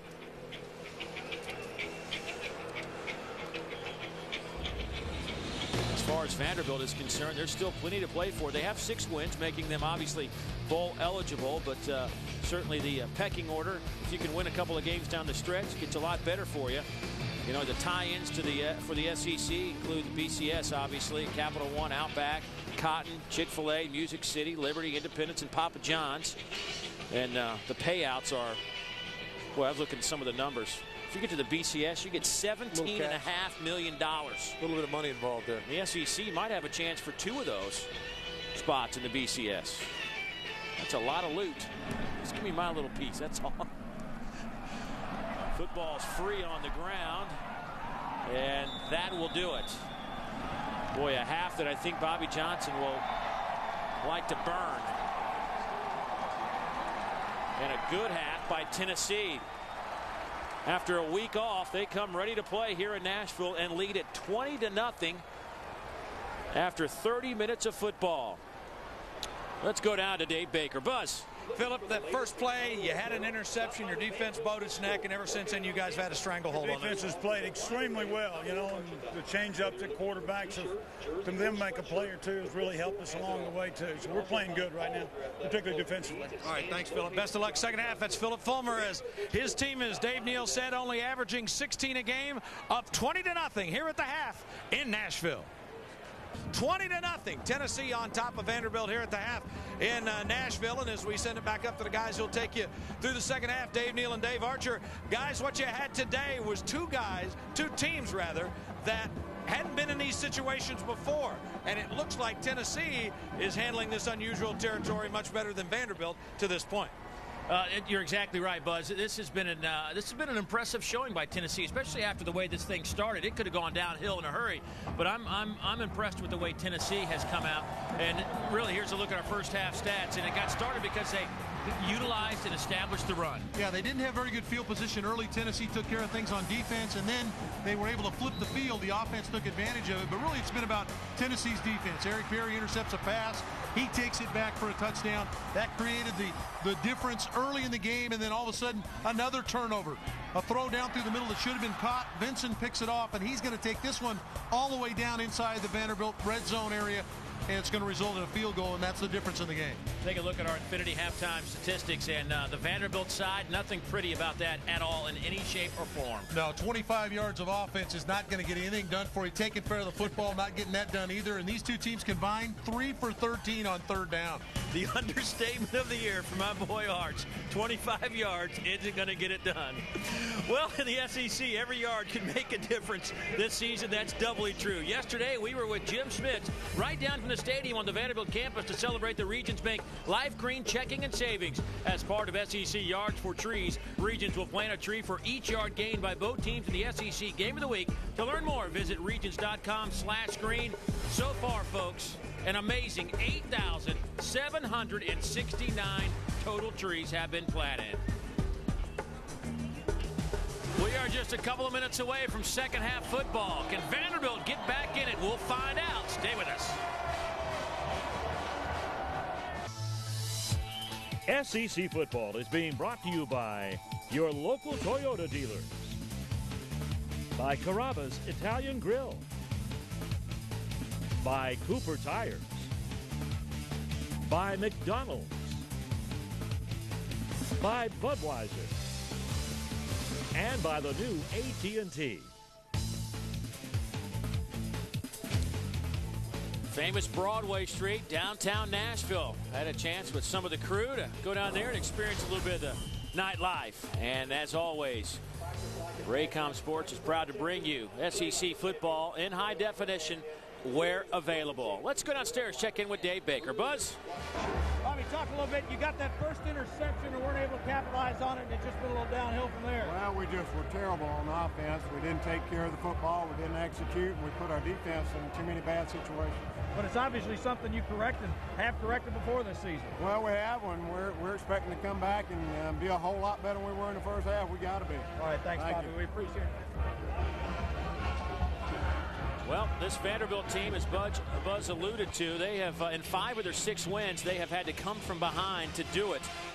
And they'll need a major restructuring here in the second half. Down 3 scores on a cold afternoon here at Vanderbilt Stadium on Senior Day. 21 seniors playing their last home game for the Commodores. But Philip Fulmer talked about to Dave Baker about how good his defense has been today. It's a swarming defense. It's really what Tennessee has been about for a number of years under Philip Fulmer and John Chavis, is get after you physically, wear you down, hit you as many times as you can, and then when they get the opportunity, when they get their hands on it, they turn it into points. This was the last interception, actually a well-thrown ball from Mackenzie Adams that was picked off by Vincent, returned 69 yards, and set up the final 3 points of the first half for that man's defense. How about that? Wow. That is complete, total domination. Vanderbilt will have the football here to open the second half. Comes down to Gaston Miller. And Gaston out over the 30 to the 34-yard line. Let me run through this real quick for you. Vanderbilt had 7 possessions in the first half. 2 of those went for positive yards. 1 drive was for 0 yards. And 4 possessions resulted in negative yardage. There's a look at it. And Mackenzie Adams will come in and take over at quarterback, at least for the moment, for starter Chris Nixon. And I thought Adams came in and gave him a little bit of spark. And as I said a moment ago, that pass that was intercepted from my vantage point looked like it was a really good throw. Well, the first thing they need to do is try to win on first down. They've got to try to get positive yardage on first down, and they don't get it right here. And that's been a major reason why they've struggled here early in the game, as Tennessee is winning on first and second down. Now all of a sudden you're behind the chains, as Buzz talked about in the first half. and you've got no chance to win. Well, the defense and offensive lines of Tennessee have come out and played extremely well to this point. Now this allows Tennessee to go to some of their exotic stuff. Now 3 down linemen, 3 linebackers. Good throw the wide side of the field. That's caught by Justin Wheeler, the junior, out of North Augusta, South Carolina, with the grab. The reason these looks are so difficult for Vanderbilt is because now the blitz angles change. You've got people coming from that second level that are defensive backs that are blitzing from linebacker spots, and Vanderbilt having a tough time to sorting it out. So at least they have a manageable third down and 5. Nixon, quick throw again, the slant, and that should be good enough for a first down. This time it goes to George Smith. Well, he does a nice job of throwing the slant. The second time we've seen him complete the slant to his left side. Your hips naturally open up that way, and he does a nice job of leading Smith to the inside. Boy, first down production not good for Vanderbilt. We'll try to improve on that here. Barden makes the catch, makes a man miss, and they will spot the ball inside Tennessee territory at about the 49-yard line. Rico McCoy runs him out of bounds. That's the kind of effort you're looking for, though. Barden catches the ball underneath. He breaks a tackle. That was a play that probably was going to go for 3. He extends to 6. Now all of a sudden you're having some production on first down.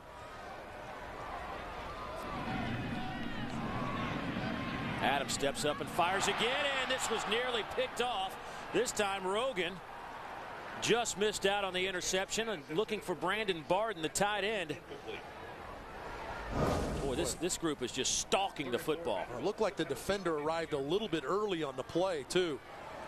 And a ball that was batted in the air. Rogan came up a little bit short. It looked like the Tennessee defender arrived just a hair early on that one. Now it's 3rd down and 4. It's like some heat's coming from the outside from Eric Berry. And here it comes. And no, there's a flag. It took a while. Barden, the intended receiver, Demetrius Morley, from a safety spot, might have gotten there a little too early. Yeah, this one flies in from the back. Judge has a good angle at Morley closing from the safety spot. 0 coverage, no safety help back in. Man across the board. Pass interference, number 24 on the defense. That penalty will be enforced at the spot of the foul. Automatic first down. Blitz look. He's going to throw the side adjustment, which means the receiver and the quarterback are on the same page. He breaks his route off to a slant. Boy, a bang play there. Morley maybe just a tad early. I thought the other one was a little bit more definitive than that one was. 2 pass interference penalties against Tennessee here this afternoon. Adams will keep it. He's got some running room, but a flag comes down right in the area of holding. Looked like Eric Hensley, the right guard, might have been grabbing on to DeMonte Bolden. Stop at number 84, Chris Walker. Flag on the play.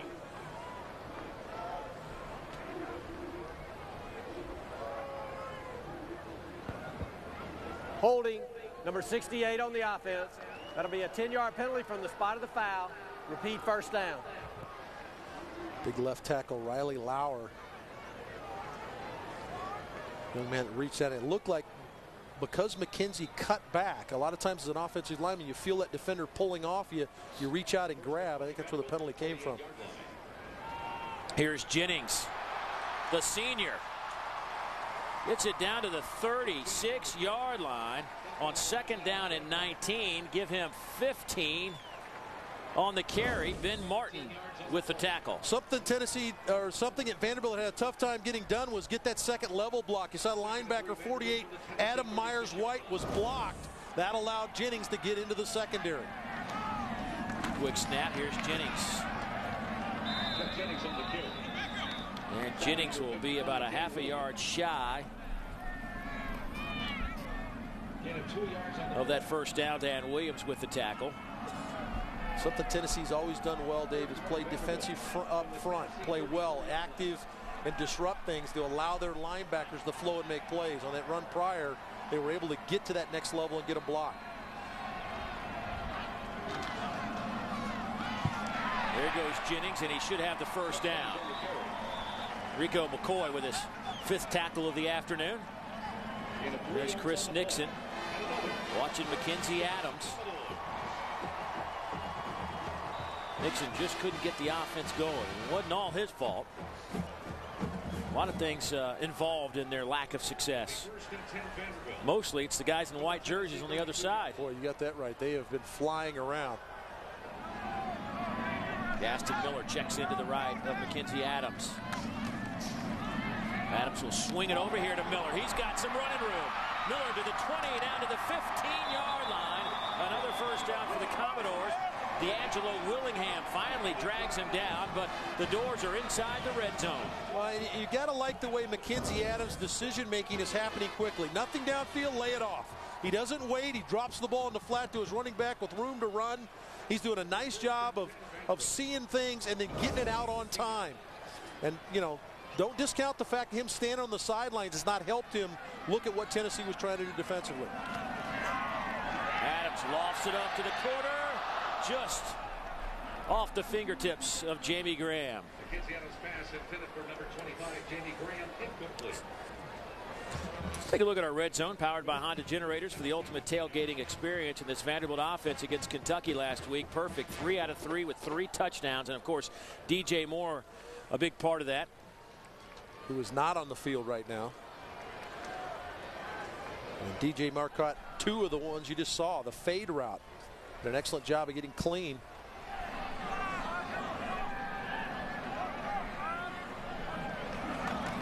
Here's Adams. We'll try it again. This time he's looking for Justin Wheeler. Nevin McKenzie on the coverage. Let's go downstairs to Dave Baker. Mr. Neal, I'm sure your partner can speak to this, but Arch, the one thing that Vandy's done is not only has Mackenzie Adams come in and given this kid a spark with his decision-making and throwing, but they've changed the whole tempo. You know, they've gone to no huddle now, trying to limit what Tennessee can do with personnel groups, and it's really made a dramatic change. Now they need to cash in on it. Well, you saw DJ Moore kind of turn around in disgust when his number wasn't called. But 3rd down and 10, Buzz. Vanderbilt sits at the 15. 12th play of this drive. It'll be a running play. Adams, nowhere to go. Maybe a yard.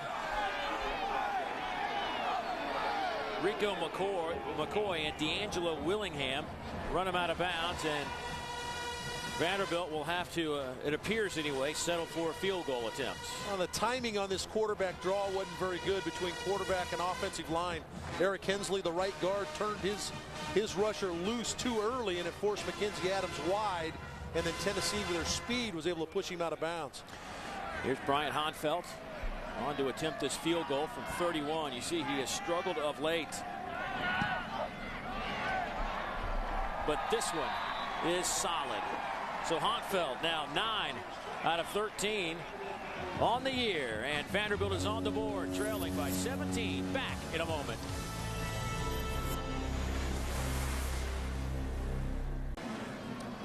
SEC football is brought to you in part by your local Toyota dealers. Toyota's keys are featured on RaycomSports.com. Look, folks, getting ready for maybe Thanksgiving. Hard to believe Thanksgiving is already here. It's Thursday. Look at our Texas Pete scoring drive. 13 plays, 53 yards, and that 53 yards substantial because they had 25 before that drive. It's what needed to happen for Vanderbilt, though, to get themselves mentally back in this football game. Tennessee had taken them out of it because of their play defensively. They were able to move the football and do some positive things, and I think now they should feel like, you know what, we can get something done here in the second half on the offensive side. It'll be Rogan taking this kickoff, a short kick. And Rogan out to the 29-yard line. Be sure to join us next Saturday at 12:30 Eastern, 11:30 Central for our final game of the season as Mississippi State travels to Ole Miss. You know the battle for the Golden Egg is always an intense rivalry, as we found out last year when the Bulldogs won in the final seconds. Be sure to join us. Excuse me, that'll be Friday. See, I even confused myself. I'd probably show up on Saturday. You guys wouldn't even miss me. Log on to SECRoadTripPlanner.com and find the quickest routes and all the info you need traveling around the SEC, provided by Regions Bank. That wouldn't happen as far as you know. Right. First play to Lennon Creer, nothing. This is the first time in the last 4 possessions that Tennessee has actually been in their own side of the field. Their last 3 possessions to end the half started in Vanderbilt territory. The average starting position in the first half, the average was their own 46. Well, already they've won on first down, so now the next level, and I guarantee you Bobby Johnson talked about step by step. Let's win on first down, then second down. It's very simple, but that's what Vanderbilt does defensively. Gerald Jones in at quarterback.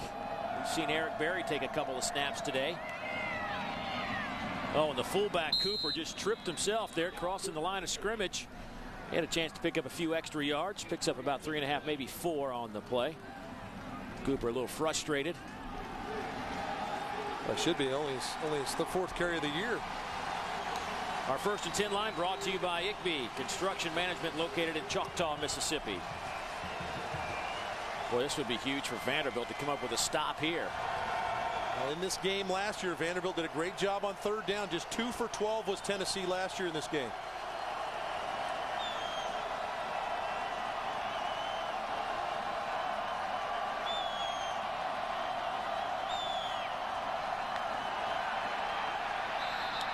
Flag comes in. I think Tennessee got the timeout. I think Philip Fulmer got over in the sidelines and called timeout.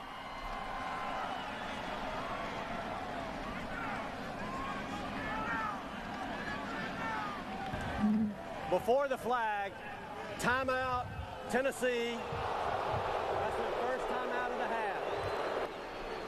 With that timeout, we'll step aside as well. Back in a moment. 3rd down and 5 coming up. Tennessee trying to keep this drive alive. 3 down linemen, 7 defensive backs in the game for Vanderbilt. B.J. Coleman back in at quarterback.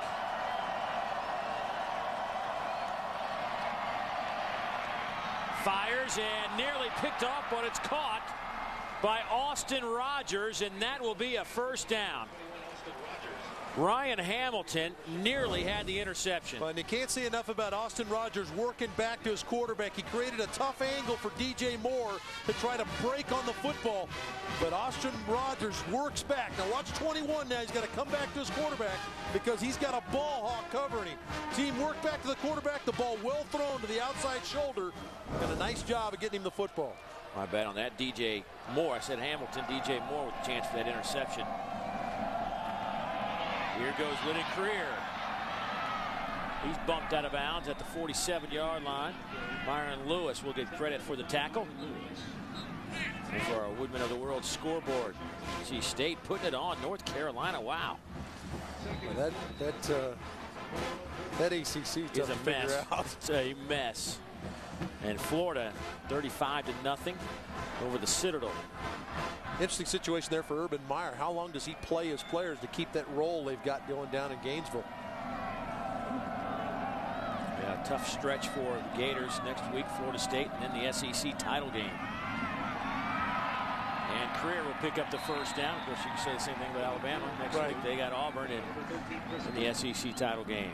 By the way, speaking of that, how good is that game going to be in Atlanta on December 6th? Man, we'll be there. Yes, we will. And no, we don't have tickets. Just go ahead and get that out there. You've got a guy that's going to crack the back door for us. No, I think everybody that's an SEC fan's got to be looking forward to that one. First down and 10 for Tennessee. Gerald Jones back in at quarterback.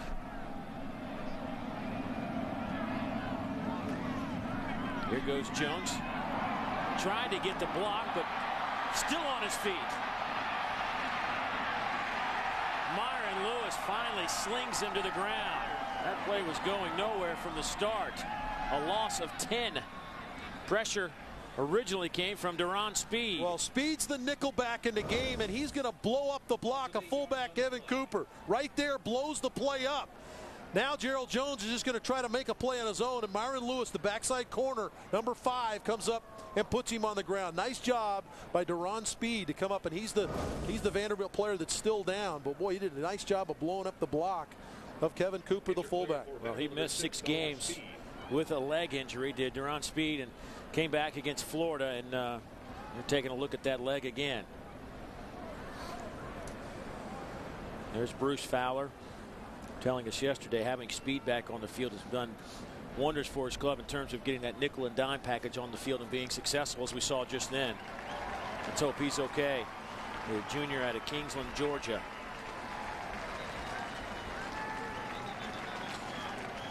This Vanderbilt defense, they've stepped up and been pretty good almost every night. Of course, against Florida, got lit up pretty good, but who hadn't been lit up by Florida? The key numbers are the sacks, turnovers, and red zone defense. They've been unbelievable in that area. There's the defensive coordinator right there, Bruce Fowler. Eric Berry now in at quarterback on a 2nd down and 18. Here's Berry already with 1 touchdown today on an interception. He will pick up a dozen. Myron Lewis pushes him out of bounds. Well, this offensive line is creating some space. A little hesitation from Berry and his counter back inside behind the block of Kevin Cooper right there. Well, excellent block on excellent block on Ryan Hamilton, the safety. And Berry with the speed gets up and makes it a decent 3rd down. 3rd in the long 8 here. Look at the rushing yards today. Tennessee at 131. Tennessee came in averaging 104 on the ground. That's 11th in the league, 105th in the country. B.J. Coleman back in at quarterback. Here comes some heat from Vanderbilt. Tennessee picks it up. Pass is caught by Denarius Moore, and he's pushed out of bounds at, they will spot it at about the 42-yard line. If you come with pressure on 3rd and long, which is this category is 3rd and long, 3rd and 8 or 9, what you're trying to do is get the quarterback, force him to get the football out of his hands quickly. He does that. Duron Speed came with pressure off the edge from the nickel spot. The throw was quick, and then Rashad Langford came up and made the tackle before the 1st down marker. So it's 4th down and 6. Here comes Britton Colquitt. He has forced 10 fair catches this year. 8 punts, been down inside the 20 out of his 32. He'll try to pin the doors here. That ball will just trickle into the end zone. That was close to being perfect. Well, Vandy's down 17. They need to get it going. We'll see if they can after a word from your local stations. Today, and it is just downright cold. For the guy from Idaho, though. No, not a problem. And let's see if Mackenzie Adams can stay hot. He was hot to start the 2nd half here.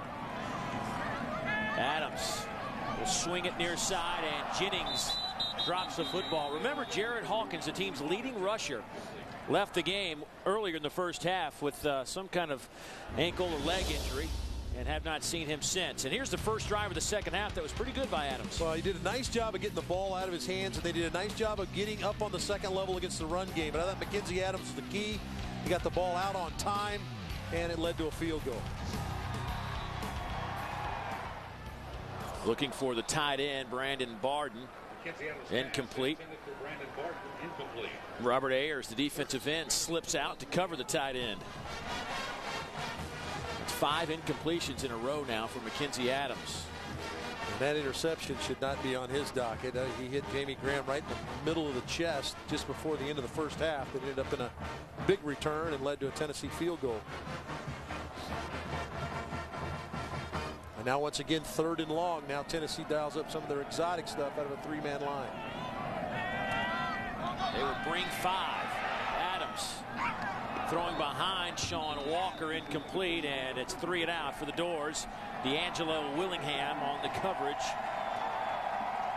Now, Vanderbilt loses on 1st down. They do a nice job. They design a play where Jennings slips in the flat. Mackenzie Adams is on the money with the throw, and it's dropped. And at that point on, they work out of a long yardage situation. Let's go down to Dave Baker. Hey, David, it's got to be pleasing to John Chavis. You know, so many things have happened this year that he's unaccustomed to. You know, obviously what's going to go down at the end of the season. In fact, he's up in the box, and I'm sure we'll talk about it some more. But it just struck me at this point in time in a game, you know, what his emotions must be like, as emotional as he was with us the other day, Dave Neal. Yeah, it was, you know, it was a call where you just kind of threw it out there, Buzz, and let him go. And, you know, a lot of attachment, obviously, to the university for Philip Fulmer and John Chavis. They've been a lot of those guys on that staff, but Chavis and Fulmer have been attached at the hip for a long time now. Yeah, he said, Dave, that there was a player named Daryl Hardy who played for him, I want to say back in the 80s, who called him the week before, and he said he'd really been having a tough time dealing with it. But he said the Daryl Hardy phone call really put in perspective what coaches do, and it kind of set him free. And I think we'll see John Chavis on the sideline somewhere next year. Yeah, what he has meant to the players that have played for him, that's really resonated with him when his former players called and talked to him about it. Here goes Montario Hardesty. He'll get a couple on that. But well, the impact that coaches have on your life, I can think back to coaches that I have all the way back to Little League football, and they have impact on you, and in fact it impacts your life outside the game. And all these guys that for Tennessee that probably will be coaching someplace else have all had that impact on a number of people, regardless of whether they went on to play pro football or they're in the business world somewhere. 5 defensive back package, the nickel look from Vanderbilt.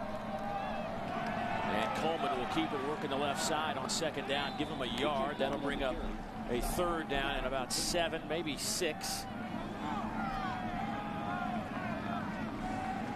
Well, be sure to warm your soul with new fall specials from Carrabba's. Marcella Di Carrabba and Risotto de Mare available for a limited time. Nice. Thank you. There's and I think Philip Fulmer, while he was catching some heat this season for what was going on with his team on the field, it won't be long before the Tennessee fans realize what a special run they've had under the coach for 17 years. Picked off. Rashard Langford will take it to the end zone. 43 yards, and the Doors are back in it.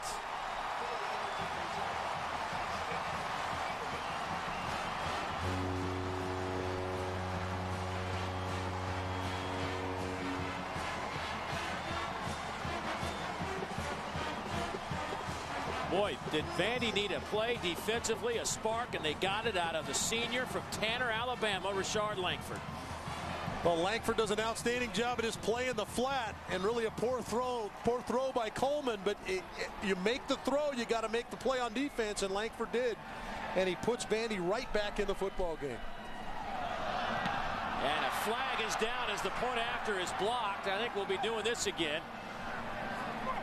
And a loose football, and Perry, we're still running and rambling. And it may be for just basically practice. Looked like an old Sunday back in the day in my front yard. I think Demetrius Morley. About a two-step head start. Offside, number 7 on the defense. We will replay the try.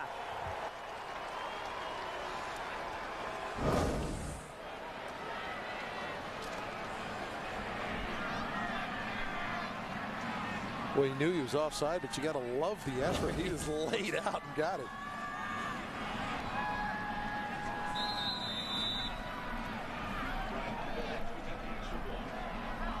So Vanderbilt decides to decline the half the distance, keep it where it is, and they'll do it again.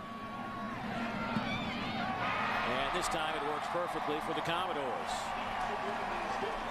So Tennessee with 10 points off of a couple of Vandy turnovers, and now Vandy gets on the board after an interception. It is 20-10. Well, Langford, a little slight roll for the quarterback. Langford widens with the roll of the quarterback and just gets underneath Gerald Jones. A pretty easy play for Langford. His 46th consecutive start. Here's Langford right here. He's going to float underneath the play and take it away. A wily old veteran there, 46 consecutive starts at the safety spot for Vanderbilt. He now has 3 interceptions. You look across the board, Myron Lewis has 3, Hamilton with 3. Of course, Hamilton's all came in the same game when he was named the National Player of the Year against Ole Miss. DJ Moore, of course, 6 interceptions. Josh Allen with an interception. This is a group now that has picked off 17 this season. Let's check in with Dave Baker. Buzz. You know, Dave, we try to take things with us from the meetings all the time. Bruce Fowler yesterday said the key for our defense, winning first down. They won first down, and that's how they got in a position to make that pick. Here's the kick from Brian Honfeld. This will sail down to the 5. Dennis Rogan. Rogan out to the 30. And Honfeld slows him down long enough. But a good return out to the 46-yard line, a 41-yard return for Dennis Rogan. Well, all season long, Champion Apparel will be showcasing the tradition and history of the SEC. And today, we tell you about the Vanderbilt Anchor Walk. For the 4th straight year, the authentic anchor is a symbol of team unity. 2 players are selected to carry the anchor to and from the doors locker room. And that is our champion, How You Play. Carried out today by Stephen Stone and George Smith. A couple of veterans on this team. Gerald Jones now in at quarterback.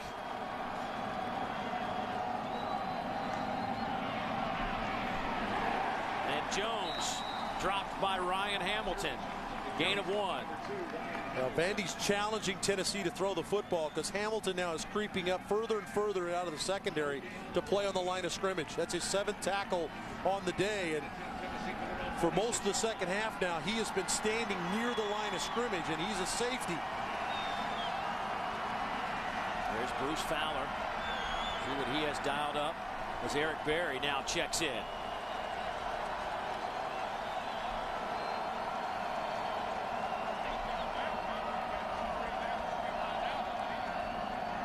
Berry dancing around, still on his feet. Berry, and it might have been, it looked like he grabbed a face mask. DJ Moore rides him out of bounds.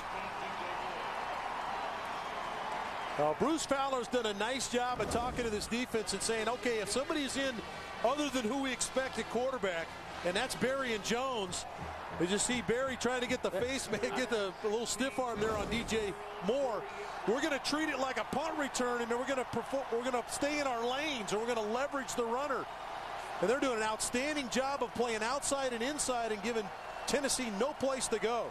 Yeah, that face mask, they allow the stiff arm to hit the face mask, but once you grab your fingers around it, that's usually a flag. And Berry got away with one, and the play clock runs out.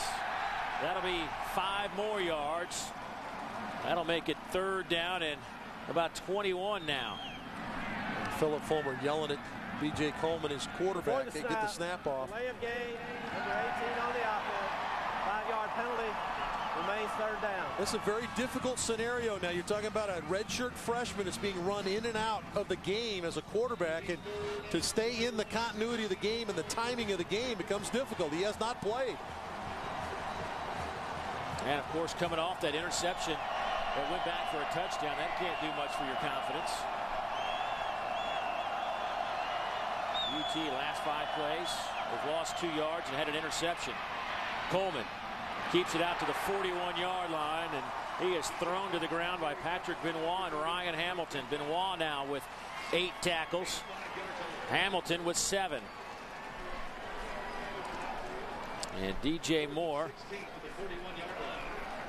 will come to the sidelines on this punt return. I was keeping an eye on DJ. He is averaging about 14.4 yards per return, 14th in the country. But they will put him on the bench for a moment. Well, you got to kind of wonder, how does Bobby Johnson do that? As much as he plays on both sides of the ball, Dave, and on special teams, kickoff returner, he covers kicks for him. Colquitt with a good kick. Fair catch called for by Jamie Graham, and he will field it at the 22-yard line. A 38-yard punt, no return. And with 92 seconds to go here in the third quarter, it's 20-10. And go to raycomsports.com for a variety of SEC football highlights and features, archived video, sweepstakes podcast, and information on our SEC Game of the Week. raycomsports.com, your link on the web to the SEC.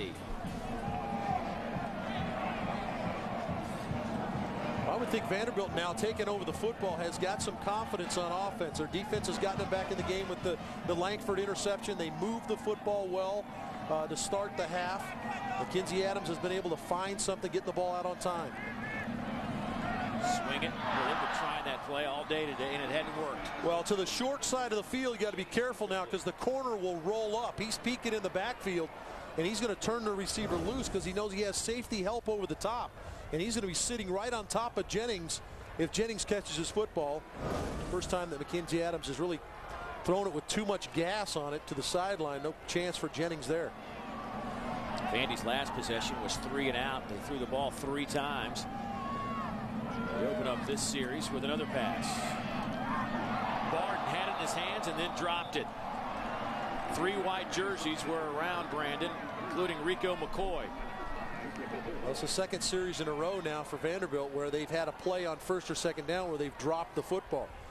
Last time it was on first down by Jennings. Here Barton drops on second down, which would certainly put him in a 3rd and short situation. And that's 7 misfires in a row through the air for the Commodores. Now they're looking at a 3rd and 10. Pressure comes. Adams going to have to run out of there. Adams to the 32-yard line. That'll be about a yard shy of that first down marker.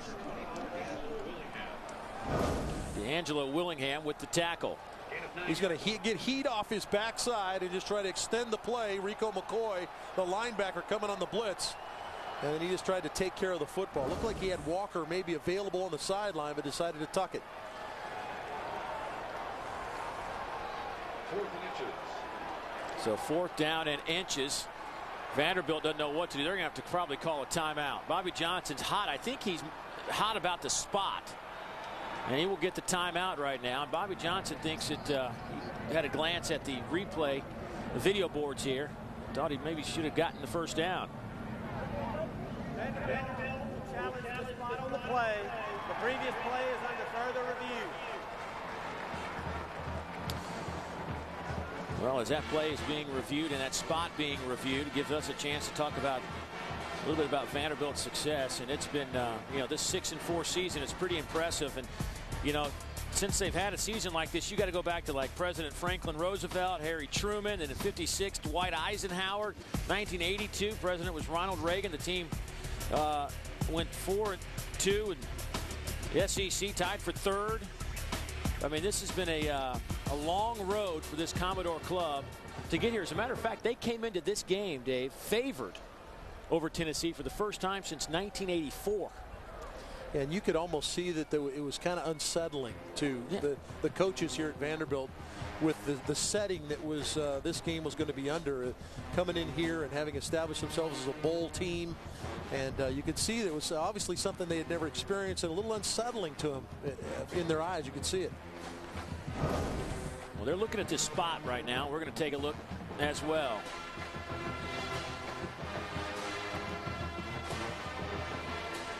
Well, this is where you excel, so I'm going to go ahead and let you. Yeah, I've been really good. I stayed out of it early, and but I'm going to go here and say that I don't think that there's enough to change the spot.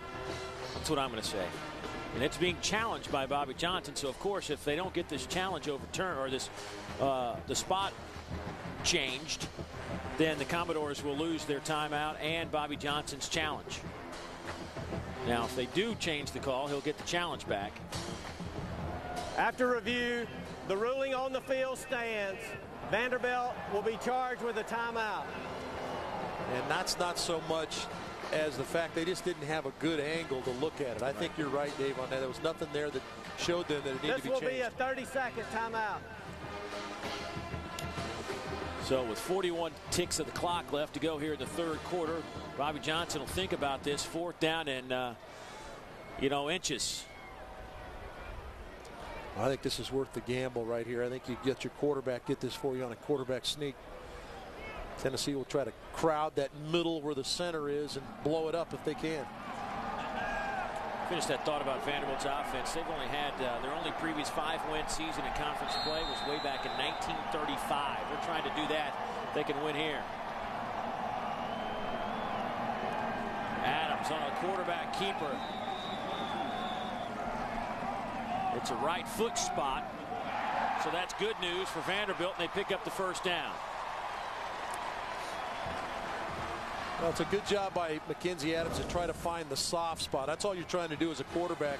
Actually, pretty good effort by Tennessee. Ayers tries to jump over and get his hands around him, but you're just kind of trying to find the soft spot and lean in. That's the old neck shortener. Never quite heard that before. Incomplete. A little chippy down there on between the Vandy O-line and the Tennessee D-line. I think that Vanderbilt has done enough with their passing game now where Tennessee's backed off a little bit, where they could get back to some of their speed option stuff and some of that rocket reverse stuff that they like to run with receivers coming back in motion to be able to get some yardage out of it. Well, they've missed their last 9 passes, Arch, so maybe it is time to get back on the ground. That's what they do here, and that didn't work. Well, they were the spread, no option element involved. It's just a read play for Mackenzie Adams. He's either going to hand it to Jennings or keep it. And Tennessee's done a nice job of defending that part of it. Good job by Rico McCoy and Robert Ayers there. Jennings, the senior, getting the bulk of the work. Actually got the start today on senior day. And then Hawkins comes in and gets hurt, so it's been basically Jeff Jennings and Gaston Miller. That'll do it for the third quarter. We've got an interesting game.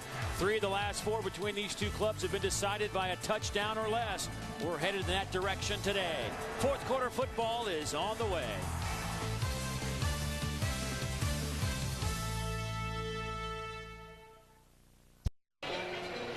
The announcers for this game are selected and compensated by Raycom Sports. This broadcast is a copyright presentation.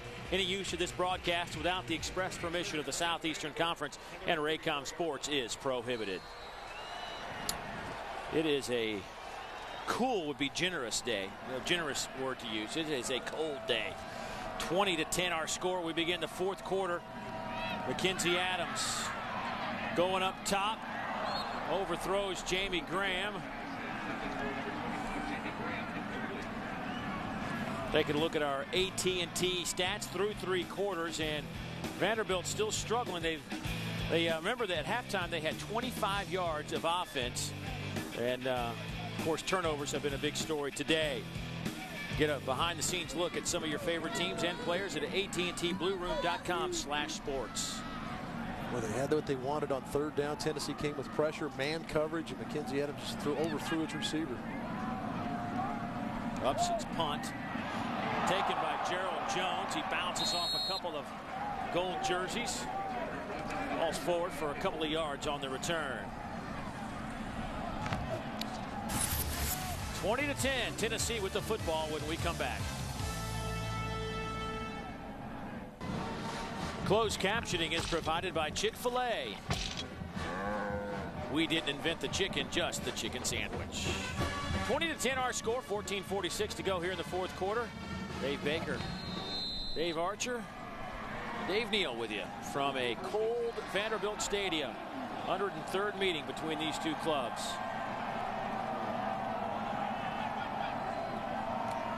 First down and 10.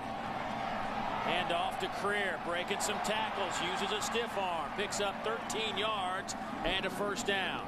Boy, that's where if you're Bruce Fowler, defensive coordinator, you're just banging your head against the wall. He dials up a blitz. Patrick Benoit comes through clean and just misses the tackle. He's right there. You know, credit Creer for making him miss. But he turns into a first down run, and it looks like you're going to get a 3-yard loss. Yeah, he's not happy right now. He called the right play. You just got to make the play when you're there. There goes Cooper in motion. The handoff will go to Creer, and this time the Vandy defense steps up. Gain of about 2. TJ Greenstone bringing them down. So this Vandy defense came in with some serious numbers of taking the football away, getting after the quarterback, and started early. Got the interception. Crompton was harassed early and actually harassed right out of the game. But the big play was just a few moments ago when Langford intercepted the pass in the third quarter and put Vanderbilt right back in this game. They played at a really high level, certainly here in the second half. Gerald Jones back in at quarterback.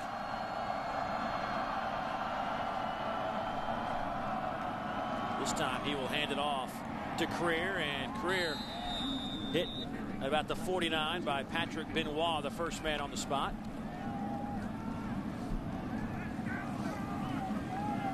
You know, there aren't, other than, you know, DJ Moore, of course, is a pretty well-known name, but this has been a kind of a low-profile Vandy defense that's gotten it done. DJ Moore getting most of the headlines, but this has just been a good, confident group defensively. And a group that's played together a lot, especially the secondary.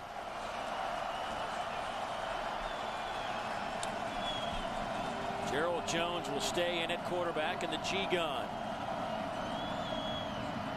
And Jones with a stiff arm makes one man miss and then is hammered out of bounds by Langford, but he picks up the first down. Gain of 6 on the play. Good job by Gerald Jones. Again, just the athleticism of Gerald Jones. He's able to beat Myron Lewis to the corner, number 5. He was able to get out of the way of that, and then Langford came up and lowered the boom. But for Philbert Fulmer, his offense has got another first down. And Jonathan Crompton looks like he's back in at quarterback now.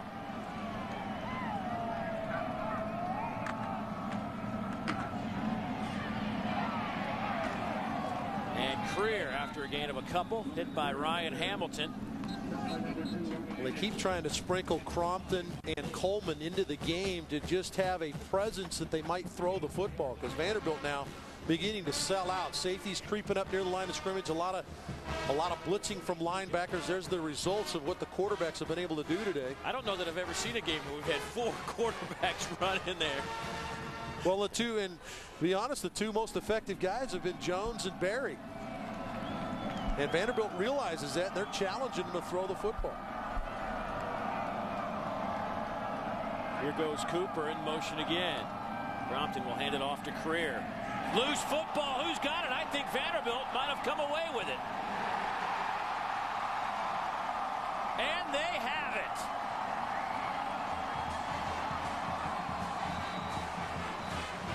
Well, that looked like Creer just dropped it. Look, a late strip as he goes into the line of scrimmage. He's going to get stripped late. Again, Benoit fighting on the inside. He just dropped it. Yeah, the ball just came out, and then Langford looked like Langford 33 was able to get in and be a part of the group that recovered it. Boy, the senior. So how about Langford's day today on his senior day, as you mentioned? Coming up big. Boy, turnovers have played a big part in today's scoreboard. 11:44 to play in the game. Vandy down 10. Here's Adams. Quick slant caught by Walker. Gain of 5. Mackenzie Adams pass complete to number 7, Sean Walker. And 6 yards on the play. Well, they are +7 in the turnover margin. That's been a big reason. Bobby Johnson highlights. You even talk about it too.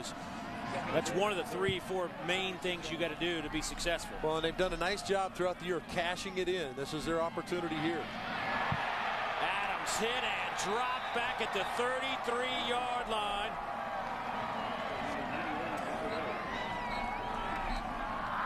Robert Ayers with another big play. Well, just zone coverage, and for some reason Mackenzie Adams holds the football a little longer. He has Walker open over the middle and just did not throw him the football. And then Ayers breaks down protection physically and gets to the quarterback. Tennessee came in last in the league with 15 sacks. They've had 5 today. Pressure comes. Here goes Adams. Cuts it to the outside. Adams to midfield, and he has the first down. What a run by Mackenzie Adams, and Tennessee thought they might have had him for a loss. 16 on that run. Well, just a scramble play is all it is. They want to throw the football here. It's not a designed run for Adams. He gets out in open space. He's looking to throw the football here, but he finds a little crease. And then it's just a matter of him getting to the first down marker. Good job of holding off the corner, bluffing like he may throw it. Made Vincent hold off just enough before he could come up and make the play.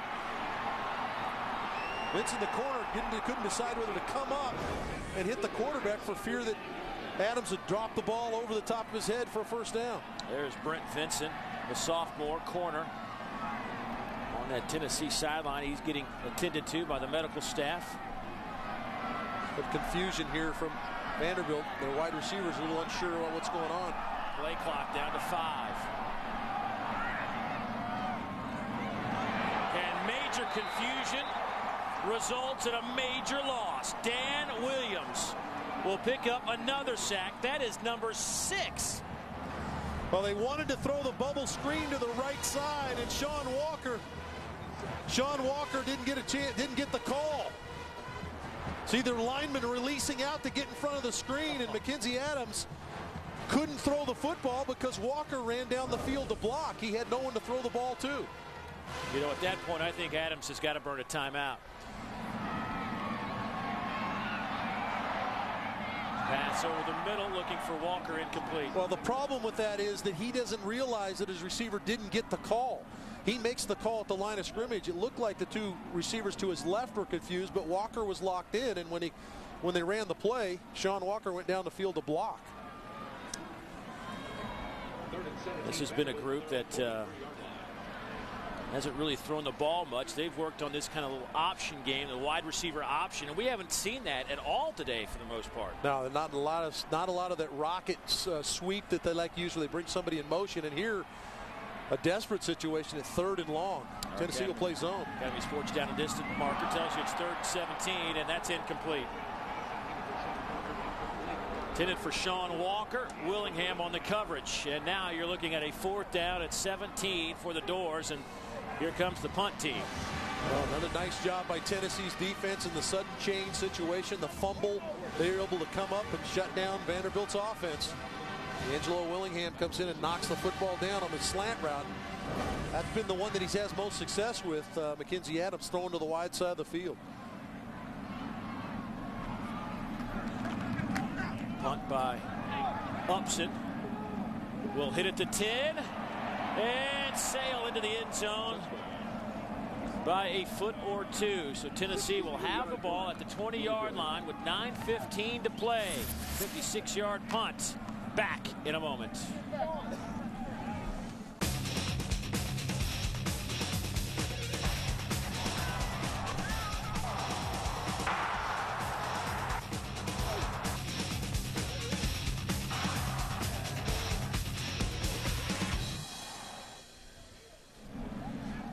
We're still dancing despite, well, I guess we got to dance. It's the only way to stay warm. Maybe a cup of coffee and bundle up. 20-10, Tennessee out in front. Vanderbilt has scored 10 points here in the second half as Gerald Jones back in at quarterback. Here's Jones. Out to the 25, to the 26-yard line. Chris Marr brings him down. Vanderbilt had 25 yards of offense in the first half. Look at the Woodman scoreboard. Ohio State having little trouble with Michigan. Speaking of Michigan, there are only 3 teams in major college football that have, in the history of major college football, that haven't had an 8-loss season.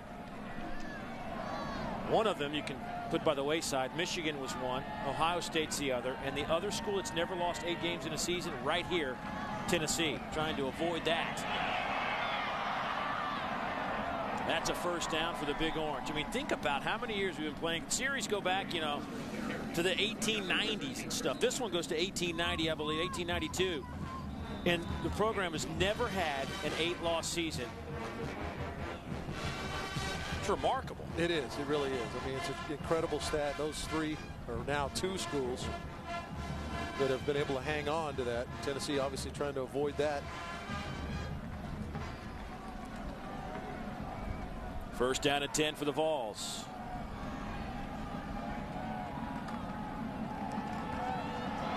Goes Arian Foster, making some guys miss. First time we've seen Arian make an impact today. A 20-yard pickup for Arian Foster. That is the second rush for 20 or more yards today by Tennessee. Well, this is the young man that was going to be the bell cow for this Tennessee offense, was Arian Foster. And injuries and I guess offensive philosophy also. Philosophy has probably hurt him. You know, we kind of wondered why he wasn't carrying the ball as much as he did last year. Only 15 carries, I think, in the first game of the year against UCLA. I think he was kind of wondering, hey, how many times I'm going to touch the football? And that might be another reason why he's not played as much. Foster needed 2 yards to move into second place all-time at Tennessee in terms of career rushing yards, and he just did it. And unless Foster has a huge game in the season finale against Kentucky, he will finish behind Travis Henry. Well, he's one of those kids that decided to come back. Probably could have considered going to the National Football League, but decided to come back and really wanted to win a championship here at Tennessee. But I think he wanted to corral some of those records you're talking about, Dave. 2 years ago against Vanderbilt, he carried the ball 40 times for 223 yards. Stiff arm on Moore. That was going nowhere. That's why DJ Moore is an All-American. He's a special player from what he can do with the football in his hands, taking it away or catching it. But these little things are what's going to attract him to the next level and be a high draft pick in the NFL, is his ability to tackle out on the edge one-on-one. That's a big-time running back he's putting on the ground. His 8th tackle of the day.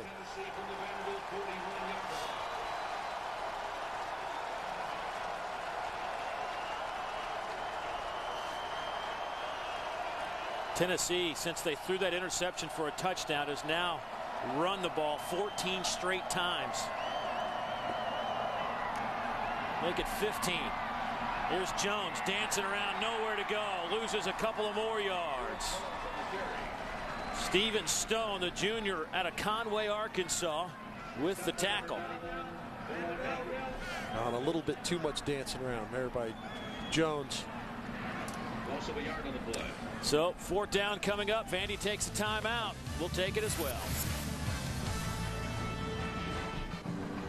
Tennessee leading Vanderbilt 20-10, but the Volunteers line up to punt on a 4th down and 13. Britton Colquitt will stand at his own 45. He will angle for the side. Let's see if he can pin Vandy back, and it looks like he will do a pretty good job of that. They will mark it at the 10, so a good kick from Britton Colquitt, a 31-yard punt.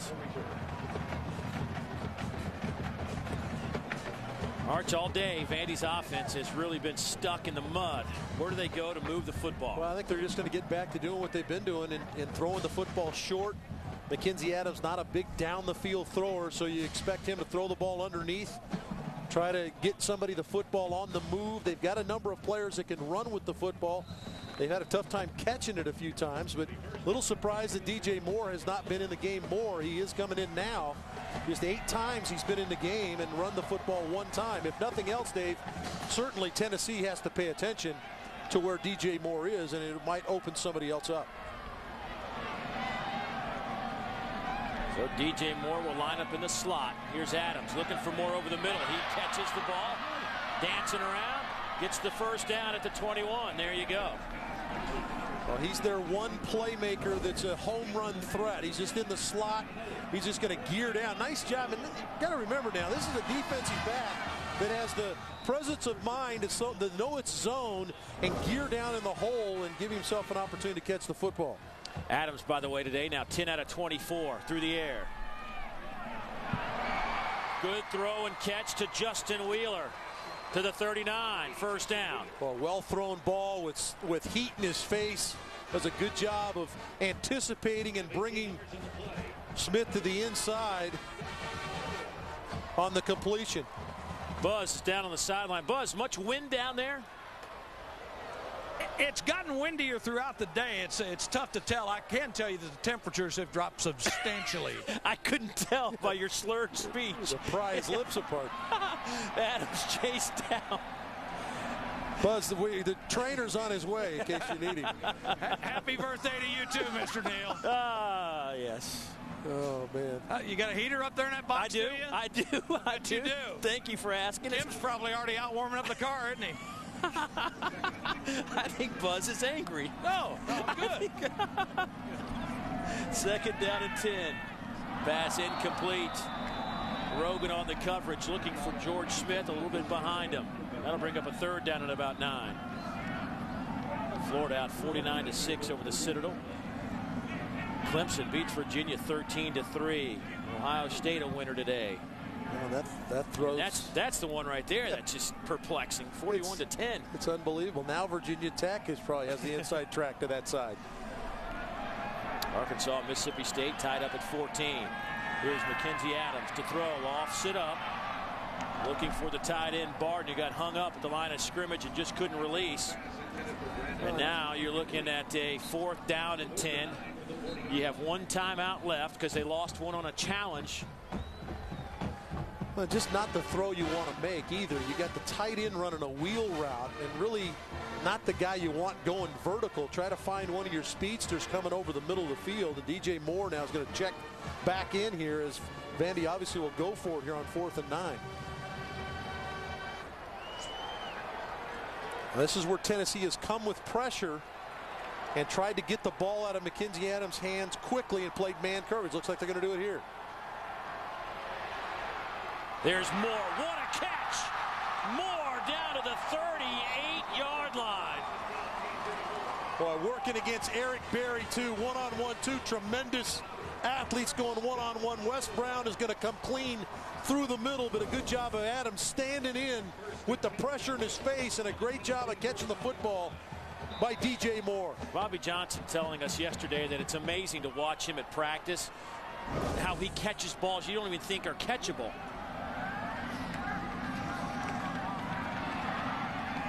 Oh, that pass could have been picked off. Adams getting a little careless, looking for Jeff Jennings. Yeah, late pressure from Tennessee, and he was trying to find his check down and really threw it into coverage and wide to Jennings. Well, they're pick and choosing their shots with DJ Moore. DJ not on the field here. Alex Washington checks in. John Chavis trying to dial up a good play here for his fall defense. Jamie Graham on the near side, split out wide. Haven't seen much of him today.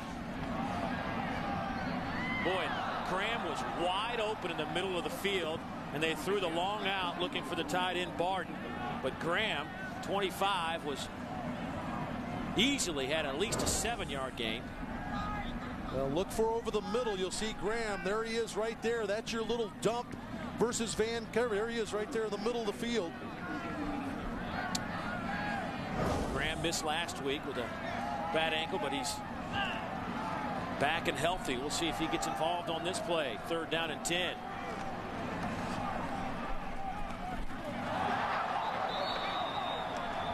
Barton again. Wow. Now Barton comes in with, came into the day with 22 receptions and had been a pretty reliable target. The 2nd most receptions on the team behind Sean Walker, but he has had a tough time squeezing it today. And DJ Moore now back on the field as it's a 4th and 10 situation again. The designated 4th down guy. Well, you can bet that there'll be 2 defenders around DJ Moore on this play. Adams 3 out of 8 for 50 yards on this drive. Hit as he throws. Pass is caught, but I don't think he made the 1st down. He had to get to the 29, and they're going to spot it at the 30. That was Sean Walker with the reception, but that'll give Tennessee the football. Boy, big lick from Robert Ayers, too, on Mackenzie Adams. It's an excellent job, Mackenzie Adams, getting the ball out, but he takes a big shot just as he lets it go.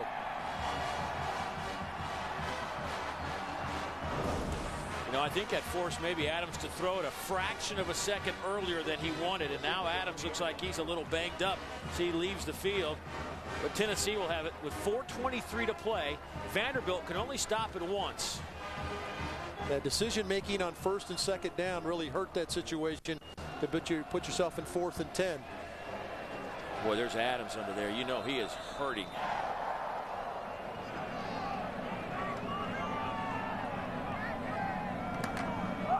Crompton in at quarterback, hands it to Foster. Arian will take it out near the 40. That'll probably be good enough for a 1st down. Ryan Hamilton brings him down. Take a look at our Hampton Inn upcoming schedule, and that man down to one final game after he leaves Nashville. And as far as Vanderbilt's concerned, they will take on Wake Forest. Pretty interesting matchup. That series they put together a few years back is the way Wake has played lately, now Vanderbilt playing better, that turned out to be a nice little season ender. Really has been, and obviously a lot on the line for Vanderbilt and where they're going to be in the postseason. So they say it's inches to go for the first down. They'll give it to Foster, and Foster will get 2 on the carry, and that'll be good enough for the first down. Kadri with the tackle. Kadri, by the way, playing for Broderick Stewart. If Vanderbilt fans just joining us wanted to know where number 90 is, their talented defensive end. Big time ankle injury suffered in the first half, was carted off the field, and certainly send out our best wishes and a speedy recovery to Broderick. Arkansas, Mississippi State still tied at 14. Yeah, a lot on the line there for the Razorbacks because they can win their last 2. Obviously, LSU comes up this next weekend. If they can win 2, they can get themselves bowl eligible.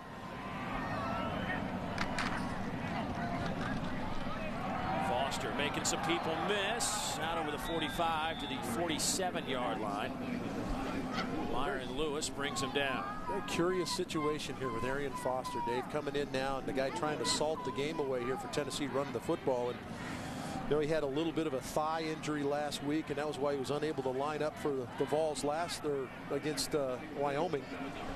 But he doesn't look like there's anything bothering him right now, and he's stood over on the sidelines all day. And now he's getting some work, and yeah, that's a weird deal over there. The way this has gone this season for Arian Foster. Out of the I formation, Foster still in at tailback. Cooper the fullback. It'll be Foster. Arian trying to get away from 4 or 5 gold jerseys. Can't do it. John Stokes will get credit for the stop. The clock moves down to closer to 2 minutes. Vanderbilt in a sellout situation against the run. Just a lot of players at the line of scrimmage and can't get a hat on everybody. And Foster does a good job of staying in bounds. Look at that, Arch. 28 rushes this half, 3 passes. One of those was returned for a touchdown. One of those passes by Rashard Langford. And I think that's pretty much when they throttled down the passing game. Well, 19 rushes in a row. If you can call it throttling it down.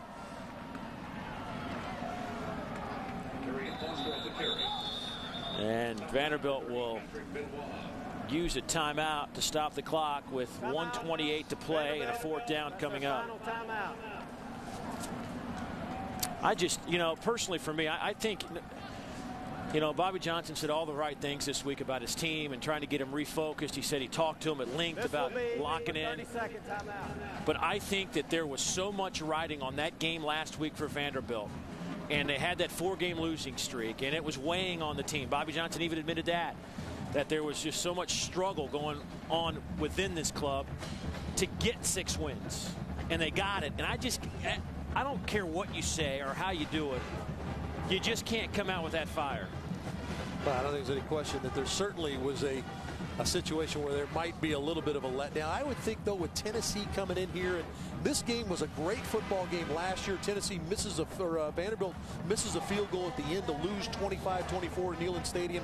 But this would have been a game they kind of had circled regardless of what their record was. So a little surprised that Vanderbilt hadn't played better on offense. Now, they've played pretty well defensively. Remember, 10 of these points are results of interceptions have gotten Tennessee their 20 points on the board. Obviously been a defensive struggle.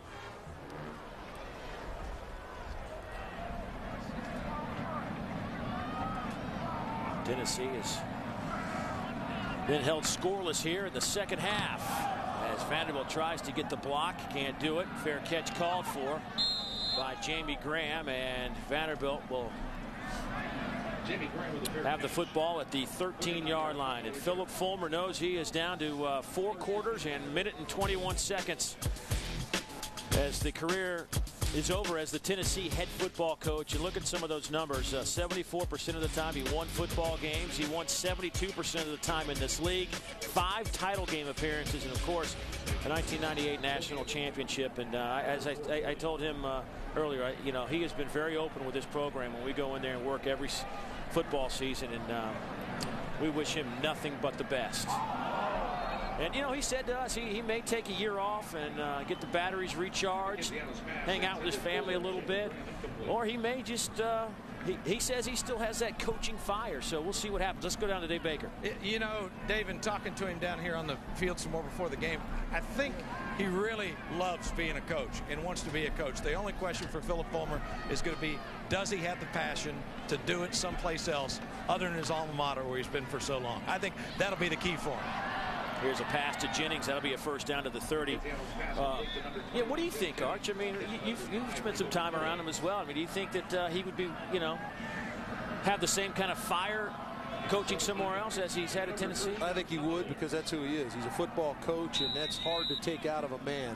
I think that he's obviously it's going to take him a little while to recuperate and heal from not being a Tennessee coach. But he's a teacher and a guy that likes to influence young men and help them become what they're supposed to be. And that's where he's supposed to be. I think he needs to be back in coach. So does John Chavis. And a 16 yards and another first down. Well, Sean Walker with a nice catch, got popped right at the end by Alex Wilson, the senior out of Memphis, Tennessee. Well, you have to push the football down the field now.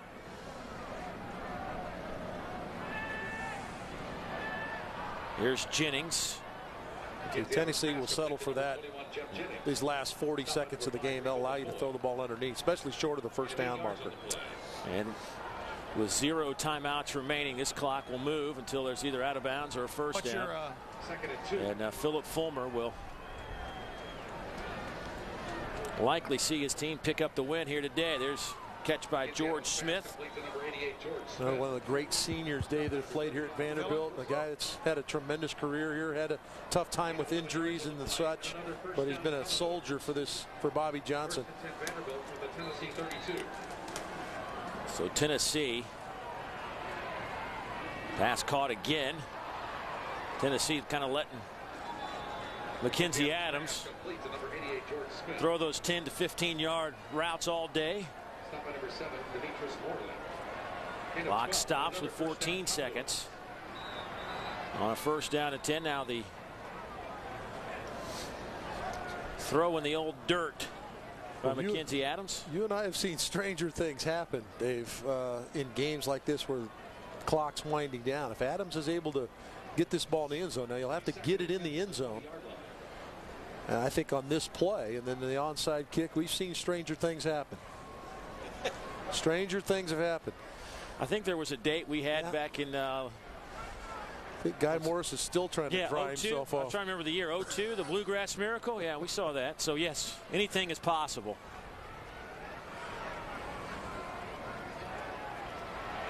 But that'll pretty much end it. No timeouts. That'll be the 7th sack for a team that came in with 15. Philip Fulmer picks up the win. 151 of those as the head coach at Tennessee. He'll go for 152 next week against Kentucky. The Volunteers go to 4-7, 2-5 in SEC play, and the Commodores go to 6-5 and 4-4 in the SEC. We'll be back with more in a moment.